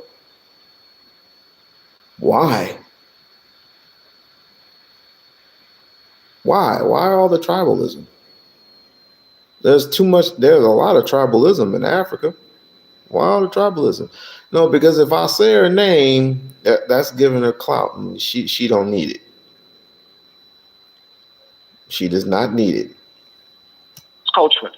We've already identified ourselves. Listen, no, we have not. Yes, we have not, because listen, we have Jamaican people telling us we don't know where we're from, we don't have no culture. We got a bunch of people all over the world. We don't, just like they don't know where they're from many times, right? So when they're why are you always blaming shit on Jamaicans? Jamaicans that don't say shit to you. Now we're blaming Jamaicans now? When did that happen? We're blaming Jamaicans now? I thought it was the Haitians. Now we're blaming Oh, wow. You really hate yourself. referring to is that, hey, the African lineage that you have, you don't know where you're from in Africa in some cases. If right, I mean, most of us are in that situation, right? But what I don't disagree. Is, okay, so would you agree, right, that as a result of the situation that we came out of with slavery and everything like that, right, and being a group of people that really had no identity, that out of that we've created a lot of gold out of nothing? Would you agree with that?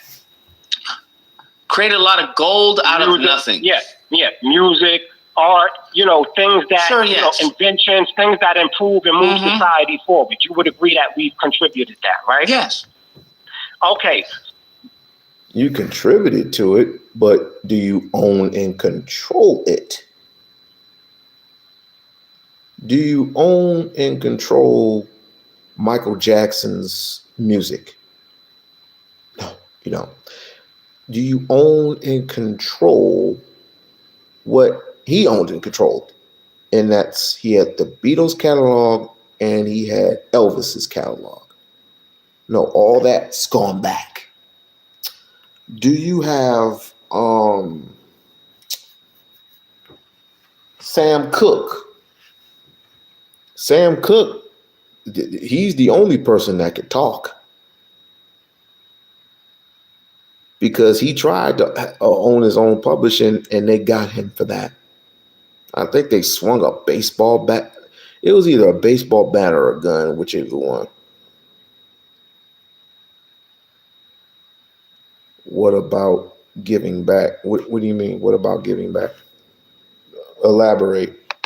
So we have to be able to anchor ourselves to our contributions like everybody else around the world. But here's the thing, no one cares. So that's the problem. That's what you miss. That's what you miss. And you care too. No, I really don't. Because anything that a Black American is, unless I got a patent on it, do you own any patents from your ancestry? No, I don't own any patents. Do you own any copyrights? Do you own any trademarks? No, I don't give a fuck, to be honest with you. I don't give a fuck. But knowing that George Carver created fucking peanut butter. Do you own... I'm trying to call in. I don't do the whole phone thing. I don't do the whole phone thing. I do panels.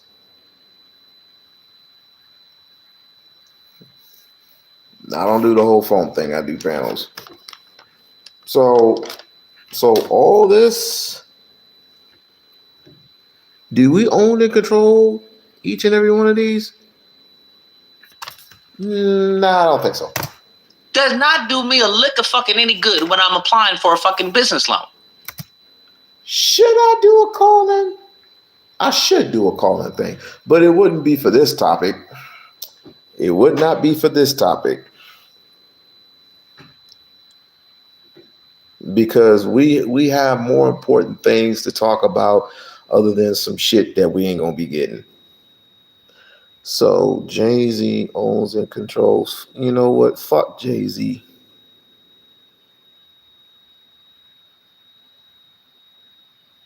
Because Jay-Z is in the files, right?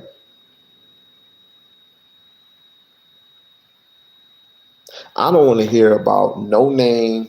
I don't want to hear about no nigga who was in the Epstein files shouted on this hit. Unless he has been acquitted of all charges, him and Diddy both. I don't want to hear nothing about nothing with Jay-Z.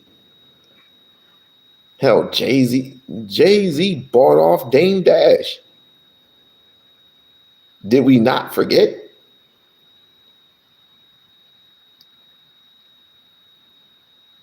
Jay-Z married Beyonce young.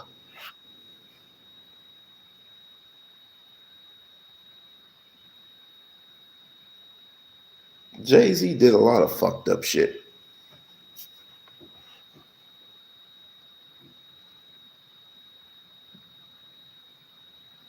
I don't hear It's good to. I don't want to hear shit about Jay-Z. Because he was in if his name was in the goddamn files, along with Patti LaBelle. Oh, Patti. Why, Patti? What'd you do?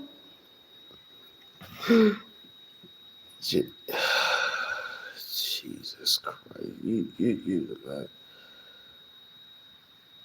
name a person who owns anything on your paper on the list. Well, all of them, everybody owns and controls everything on this list, but most of these people are dead. Everybody, including the person who built the helicopter, built the pressure cooker, the peanut gallery. Everybody knows who did the peanut gallery. George Washington Carver. The refrigerator, the stoplight, the signal, the fountain pen, the air conditioning. All this stuff people invented, but they're all dead. What? Who in this century, right now, who has made some shit? Money makes you do dumb shit. No, money makes you do some stuff that you would do anything to get money. And that includes sell your soul. Jay-Z sold his soul a long time ago. A very long time ago.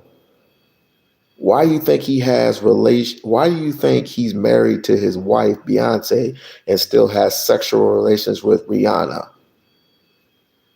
And Rihanna is supposed to be with who? A$AP Rocky? To know, right? To know that I guess if you need a boost of confidence, look what your people did. Nigga, I already know what I can do. So would you agree that black people need a boost of confidence? No, we're the most confident group of people. Are you black? Are you yes, black American? We're the most. Hold on. Statistically, we are overconfident. That we are overconfident? Yes, we're the most confident group of people on this in I believe we in the United States. I believe we put that mask on. Okay, whether you put the mask on or not, it doesn't matter. Okay. Now I'm starting to get upset because it seems like you call us here to disagree, right? And explain our perspective. But I get your perspective. You believe that because I guess black Americans aren't really confident, right? But that's why we needed to tether ourselves to the lineage, because that's going to give us a boost of confidence. The ones who don't know are not confident. But listen, everybody needs confidence. Everybody needs a sense of security. Yes. You get that internally, and you get that from your parents. And be motivated to make it. By all means, you get that internally. You get that from your parents. You're a prophet. Yeah, 100%. You get that from your community. No, you don't, my nigga. I'm sorry. I hate to tell you this. You're not getting your pride from your community. A lot of people, because there aren't any communities happening. I'm telling you. Oh, why not? Because they're being gentrified. You don't, fellow? No, because black people, no, they're not. That's the. How's everybody being gentrified? Goodness gracious. Now, stuck that. Oh, wait, hold on. Did that thing go through? Oh, wow. Hold on. What the hell? No, I don't want to stop streaming. Thank you.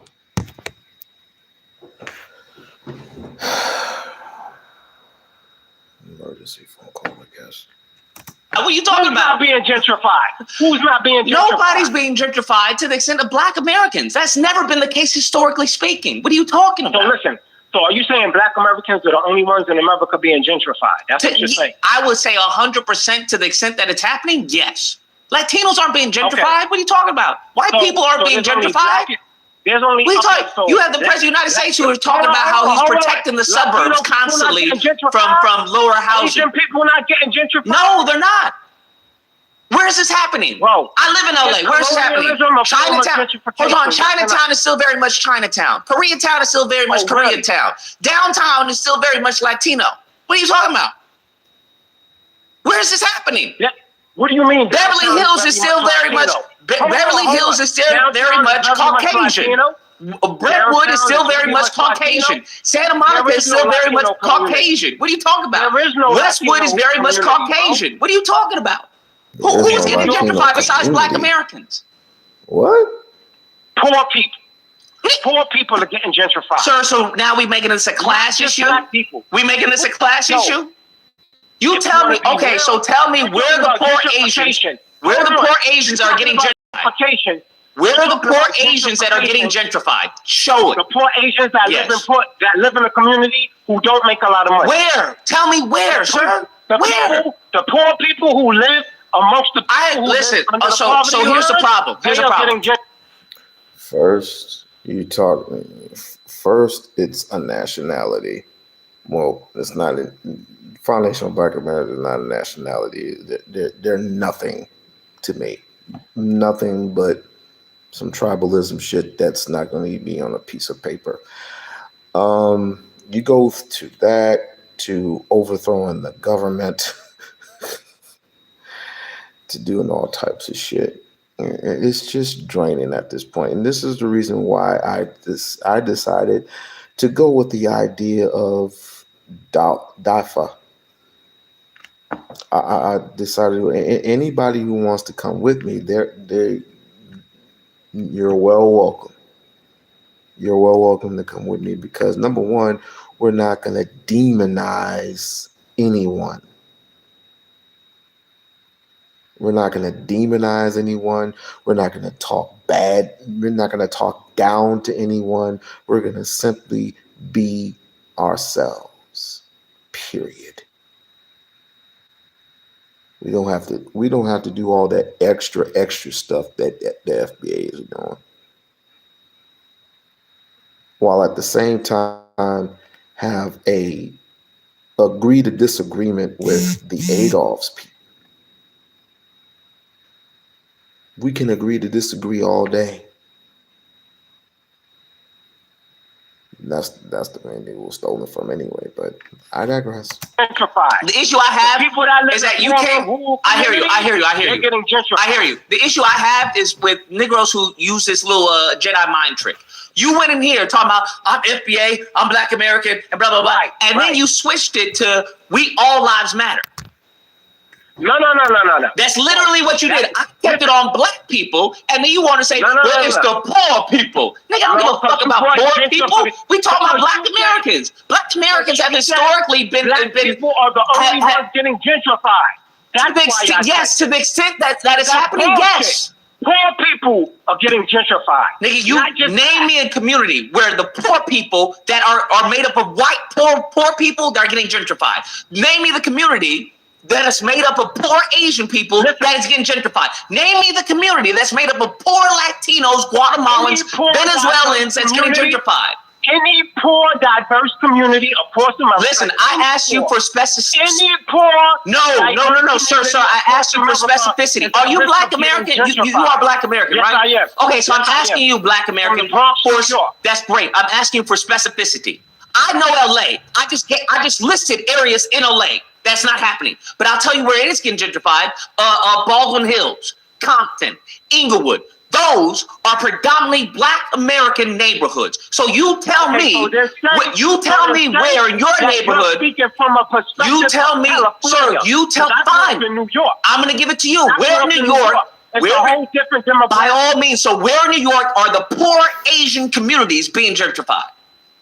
Listen, in New York, there are Asian people that live amongst the poor. I didn't ask that, sir. I asked where in New York are the Asians ain't bothering you. Why are y'all so set in stone and bothering Asians? Because you want to steal the reparations from them? Like, what is going on?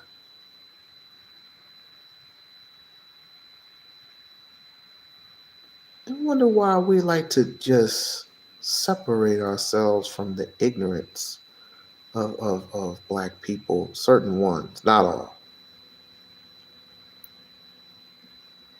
Question: Our people sold us first.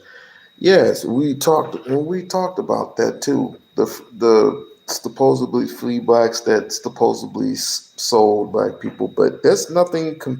That's nothing compared to all the gentrification that went on. The Jim Crowism. You can add all that up, and it had nothing to do with nothing, even though it was wrong. You had tribes who sold out other tribes in Africa, but at least we had tribes. We had tribes. Perfect example. If you go to see the one, if you, I think it was the Woman King. It was a Woman King, and I think it was Shaka Zulu's movie. Go watch those and study those. You got to take the good and the bad with everything. But we can't let what white folks did to us. We can't just chop the head off of us just because you had a couple of Negroes who basically sold us down the river. When truth of the matter is, there were tribes of us who sold other tribes.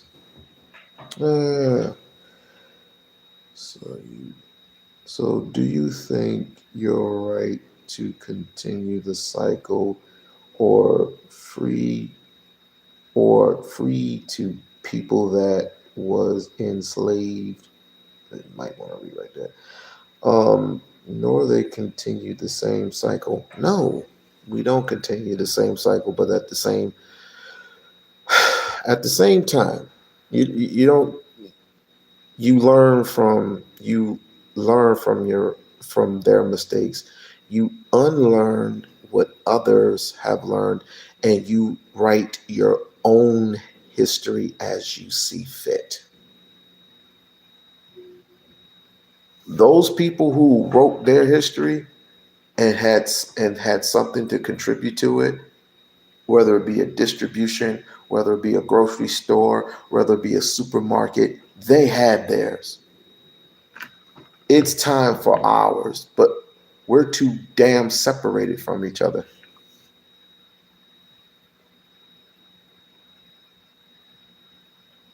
We're too separated.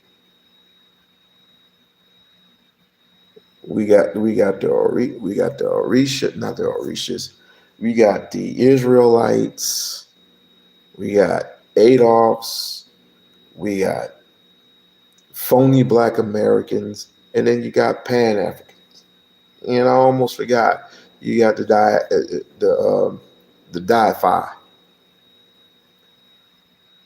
Descendants of freemen Americans, which I do agree, because there were 400,000 free slaves who gathered together to build their own industry.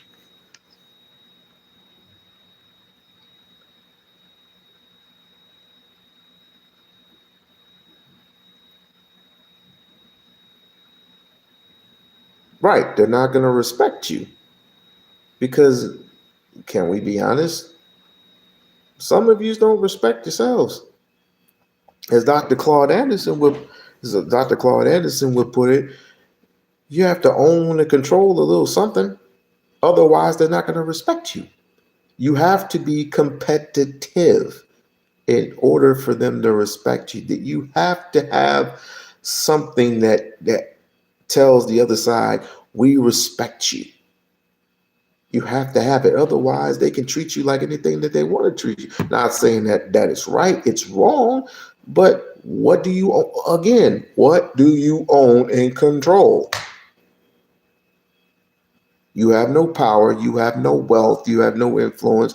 You have nothing of trade. What do you own and control?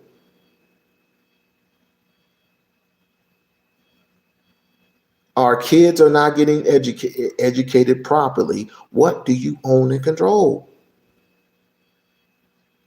You're getting kicked out of these Asian wig shops. These Asians drag you out and they kick you and they humiliate you. What do you own and control? The police, not taking anything away from the police, because ICE is ICE. That's federal. We're talking about state. They can boot you out. They can boot you out anytime that they want. What do you own and control? Do you even read about the laws that are in this country? Not the country, but do you read any type of laws?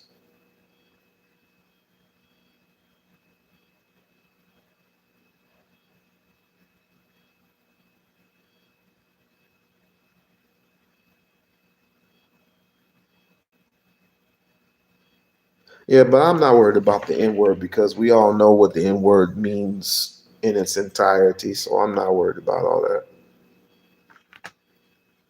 White people, whatever white people fear, they take it, reverse it, and then give it to you and you run with it. But overall, those who know what the true definition of the word nigga means, we don't have to worry about that.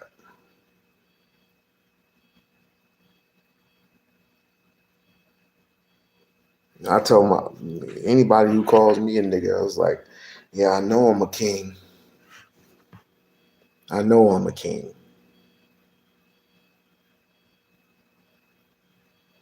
You gotta study certain words, and you gotta study certain words and phrases. Like, a lot of these kids are missing out on it, and they just don't.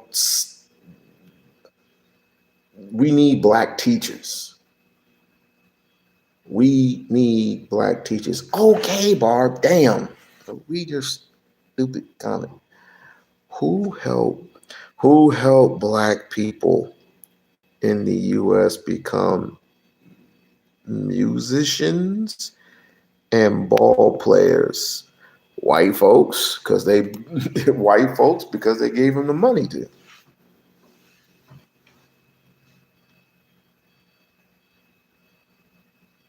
They simply know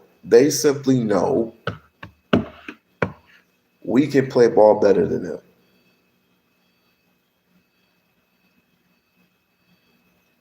And I don't have a problem with ball players. I don't have a problem with you wanting to play ball. I have no problem with you wanting to play sports. But what if that fails, and mind you, 1 out of 100 make it. Now it's is about to be. I think it's 1 out of a million. Wait, 1 out of 10 make it, or something like that. I forgot. Don't quote me on that. But not a whole bunch of people make it and play ball. You are never going to get a LeBron James ever again.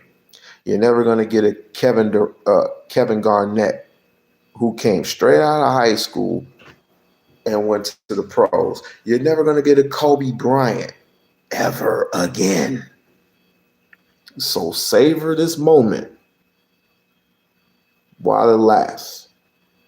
But I'm saying, what do you have behind it just in case that fails?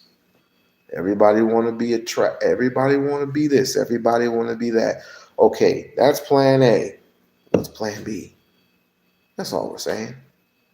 That's all we're saying. Poor Asian communities being gentrified. What Asian communities other than Chinatown? Which is Thank you for proving my point. Thank you. Chinatown is a business area. Thank you for proving my point. Thank you. What other point do you have? Chinatown is Thank a you. I know. business Thank area, you for not a proving my residential point. area. Chinatown is still Chinatown. You're absolutely correct. Okay. Thank And you for Harlem is proving still my point. Harlem. Thank you for proving my point. The Bronx is still the Bronx. I'll even give you a second. I'll give you a second life. Okay, so let me You ask you show a me question. where in the Bronx. This is your neighborhood, right? Would you I'm not in the consider- Bronx. I'm in LA, bro. I'm in LA. Migration So or hold on. I know we are. That's why I agree with Ifa that we should, if they're gonna do all that and be FBA and be divisive, we're gonna be the opposite. I don't have to go online and be a damn asshole to a whole bunch of Jamaican and Haitians just because they don't like you. There are very few that don't. But again, I've never had an issue with them. I've never had an issue with Haitians. I've never had an issue with Jamaicans. Hell, some of them would consider me Jamaican.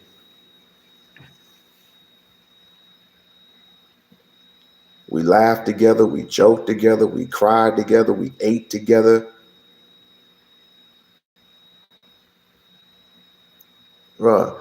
Each and every time they had their little barbecue, they will always invite me because I was reacting to them. They were always inviting you want to play the food? I'm like, cool.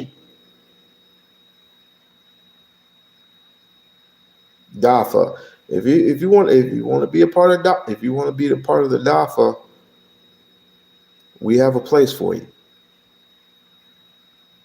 But that goes for any and everybody who practices common sense. All right?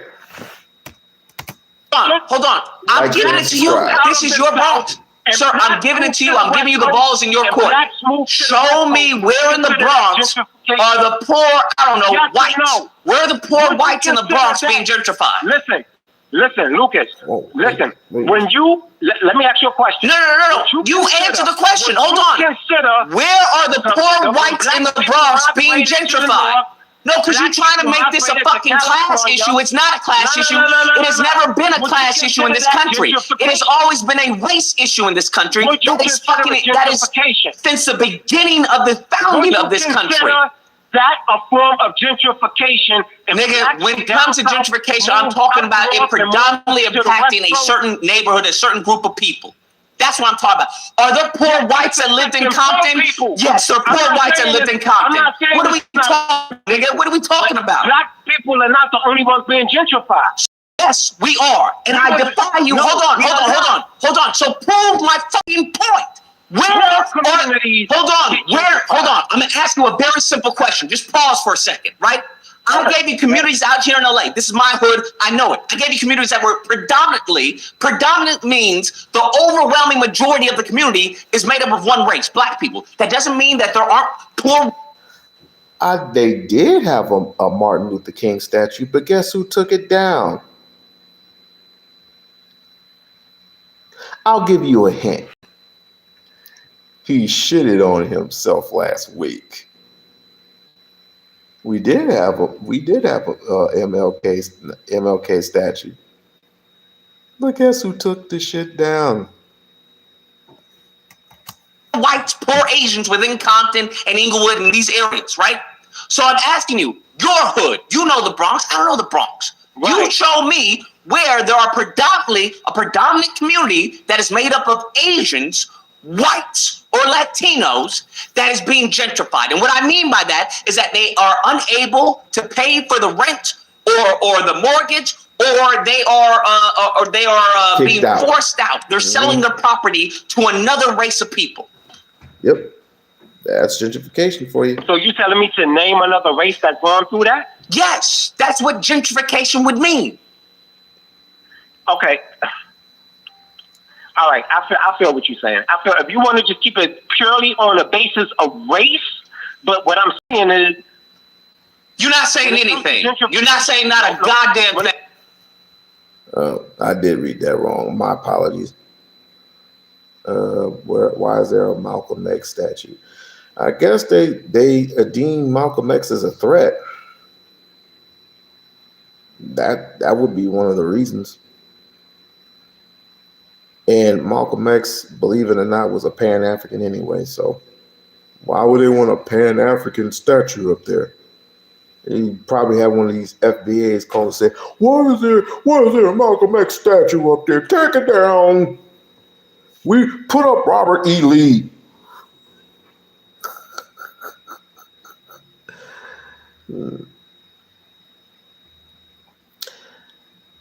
Well, number one, they didn't exist until later on. And well, let me elaborate further.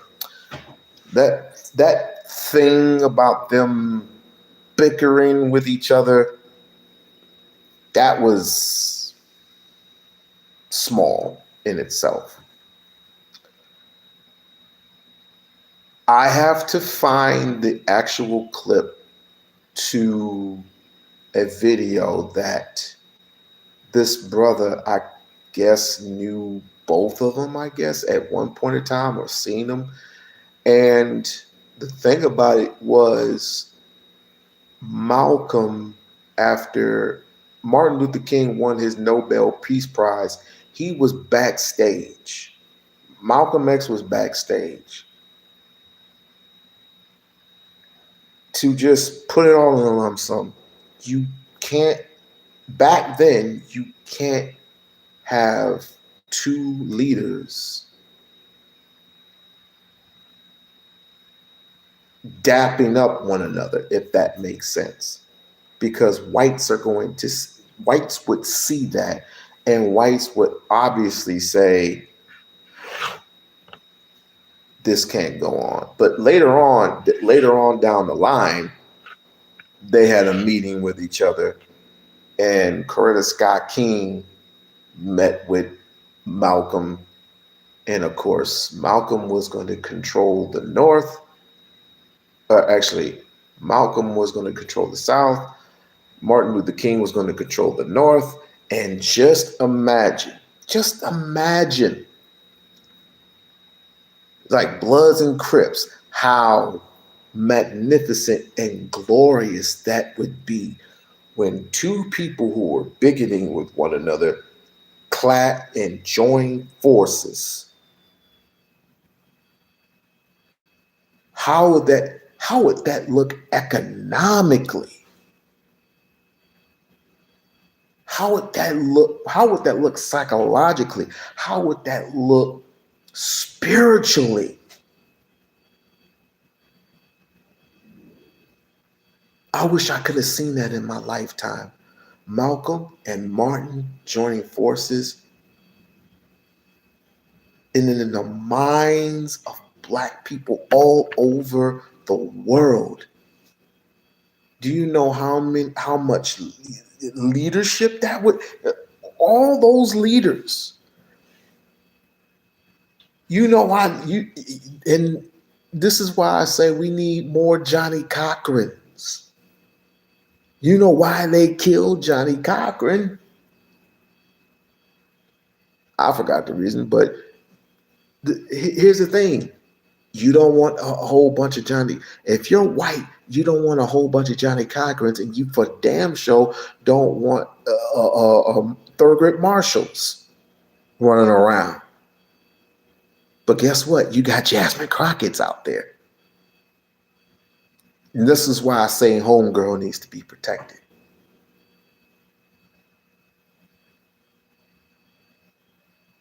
She's actually trying to override the system.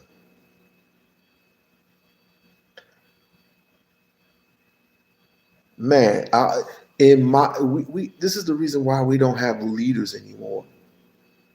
Leadership, I should say. Leadership. Everything matters. If one the head, we all the head. But this is one of the reasons why I say we can't have shit like this. We can't have FBAs running around just because you have a few people here that call you dirty black American. That's only one woman versus plenty of women who love their black men. Give me a break. That, to me, yeah, they're talking about agents. Goodness. I just turned 31 and I'm going back to Africa next year for the first time. I'm going to Africa for the first time. You're going to love it. You are going to love it. I'm just now becoming financially stable, and most of all, overcame the fear of travel. You're better than me. When you come back, well, what part of Africa are you going to? There's 54. There are 54 countries in Africa. Which one are you going to? You going to Ghana? You going to Ghana? You going to the Congo? You going to the DR? You going to Senegal? Where are you going? You going to Kenya? What I would do is I would YouTube the good parts and the bad parts. Which the bad parts ain't that bad. The bad parts, especially Kenya, it's not that bad. As a matter of fact, I could get used to it. You just got to learn the language. Swahili and Igbo are preferably hard languages to learn.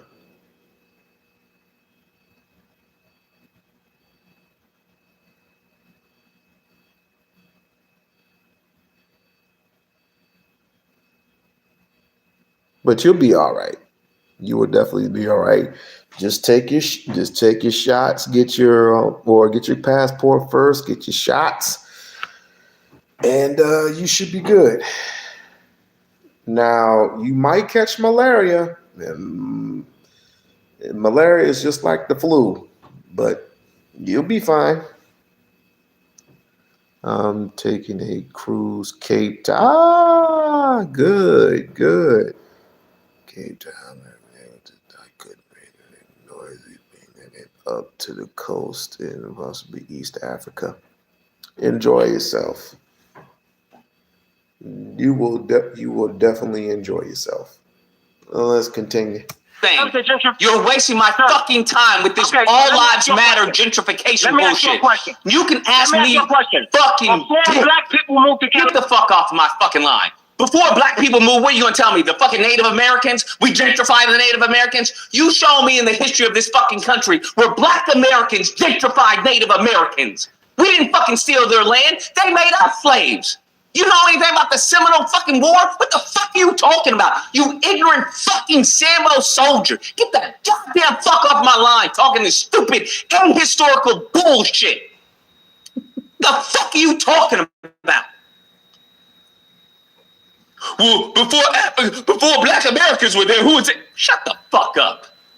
Goofy ass nigga. I don't believe. You know what? You are fucking.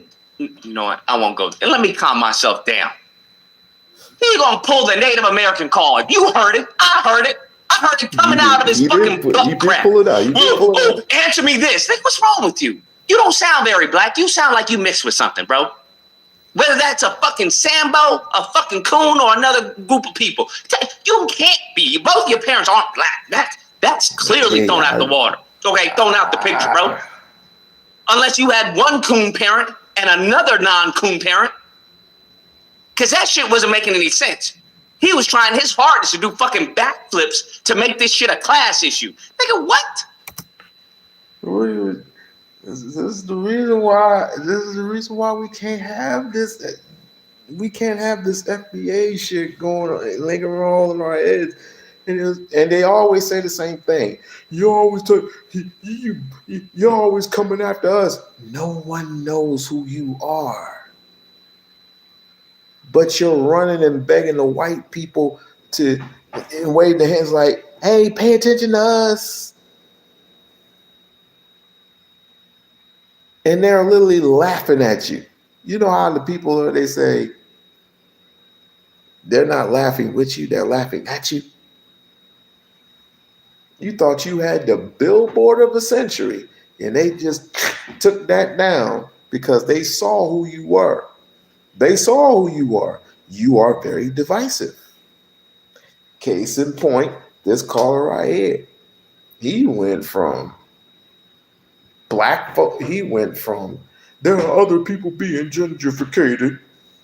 There are other ethnicities being gentrificated. Who? White folks don't get gentrificated. Asians don't get gentrificated either. As a matter of fact, I was going to say this until I was totally interrupted. By 2050, you will no longer be a minority or a majority. You're going to be last if you keep this up. You say, why so hostile? What the fuck you talking about?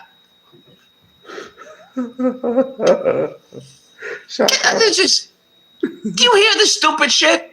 No, everybody's suffering. Why is it everybody? I love it. When it came to Asian hate crimes, we all agreed, hey, we got to stop Asian hate. When it even comes to white erasure, yeah, the President of the United States, hey, we got to stop this anti-white racism. But let somebody say, hey, this shit is impacting black people. Whoa! All lives matter, nigga. All lives matter. Always okay? On that road. My life doesn't matter. This is why I'm saying it's pointless to have these conversations. These niggas' minds are cooked. They're cooked. He said he was black, and he said he was black. You heard how he was talking. They're cooked, deep fried. Yep. You might as well get some chow mein and have fun. Okay? These motherfuckers got deep fried rice for their fucking brains. Now, if you want to be the Moses and be like, Lucas, I'm going to lead my people. I'm going to lead my people out of Egypt. Nigga, you go ahead. I'm done with this shit. I'm having an argument with an alleged black man about how black people overwhelmingly, and in many cases exclusively, are being impacted when it comes to gentrification. What neighborhoods do you think they go into? Huh? They always go where they get. Shit. I'm not doing that, bro. No. I am not having that argument, bro. I'd rather have.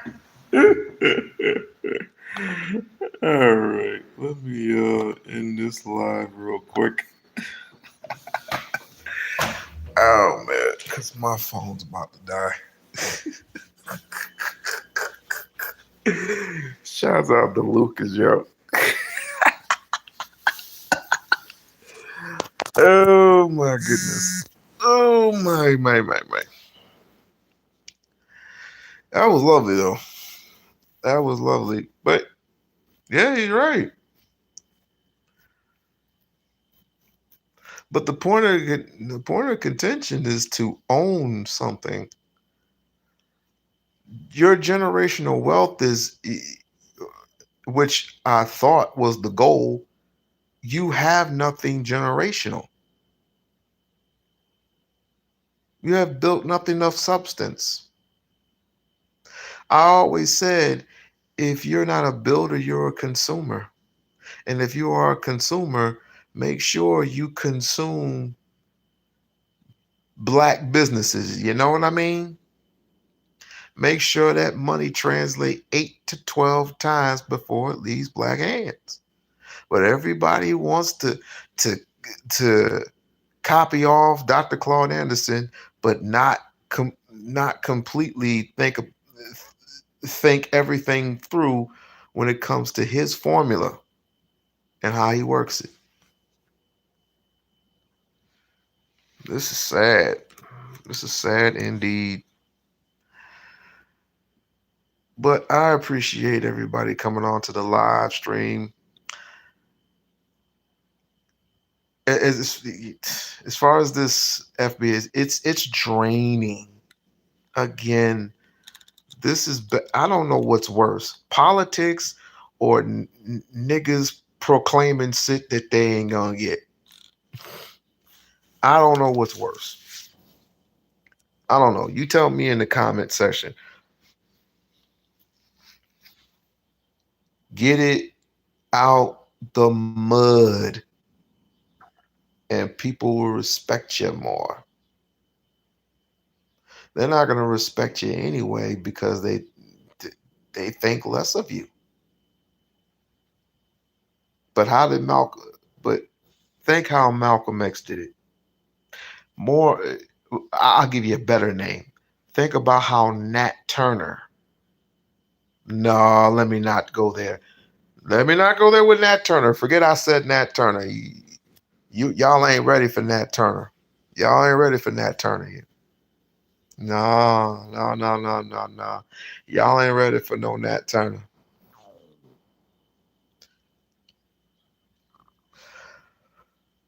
I'll give you a story real quick. A long time ago, it was wintertime, and I was at AutoZone working on my car, and I had my Nat Turner sweater on, and a black guy sees me with the sweater, and he says he was a good preacher. I didn't agree with all the other stuff that he did, but he was a wonderful preacher. And it's like, we need to preach more of the Lord and less of hate. I go, he preached the gospel every single day, including on Sundays, and people were still being lynched and abused.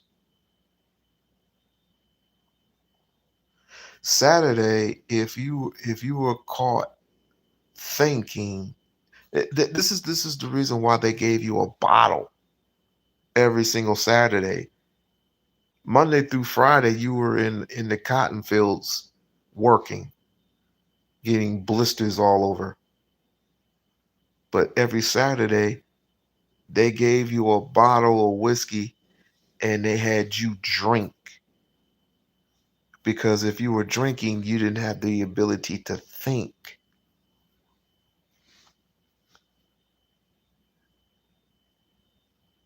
They didn't want you thinking. And they want you drinking instead of thinking.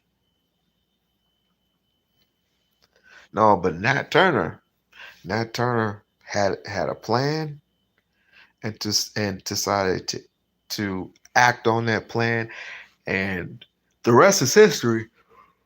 Whew, the rest is freaking history. But y'all ain't ready for that yet. Y'all ain't ready for a revolution. You're really not. You need allies. And the one ally that you have, you're trying to separate yourselves from that ally. And who is your ally? It damn sure ain't the British. They ain't the British, and it for damn sure ain't France. China don't like you. Russia despise you.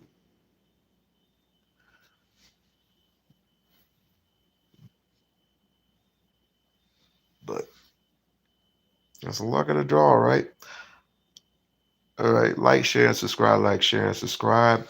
Go ahead, comment in the comment section what you think about the video.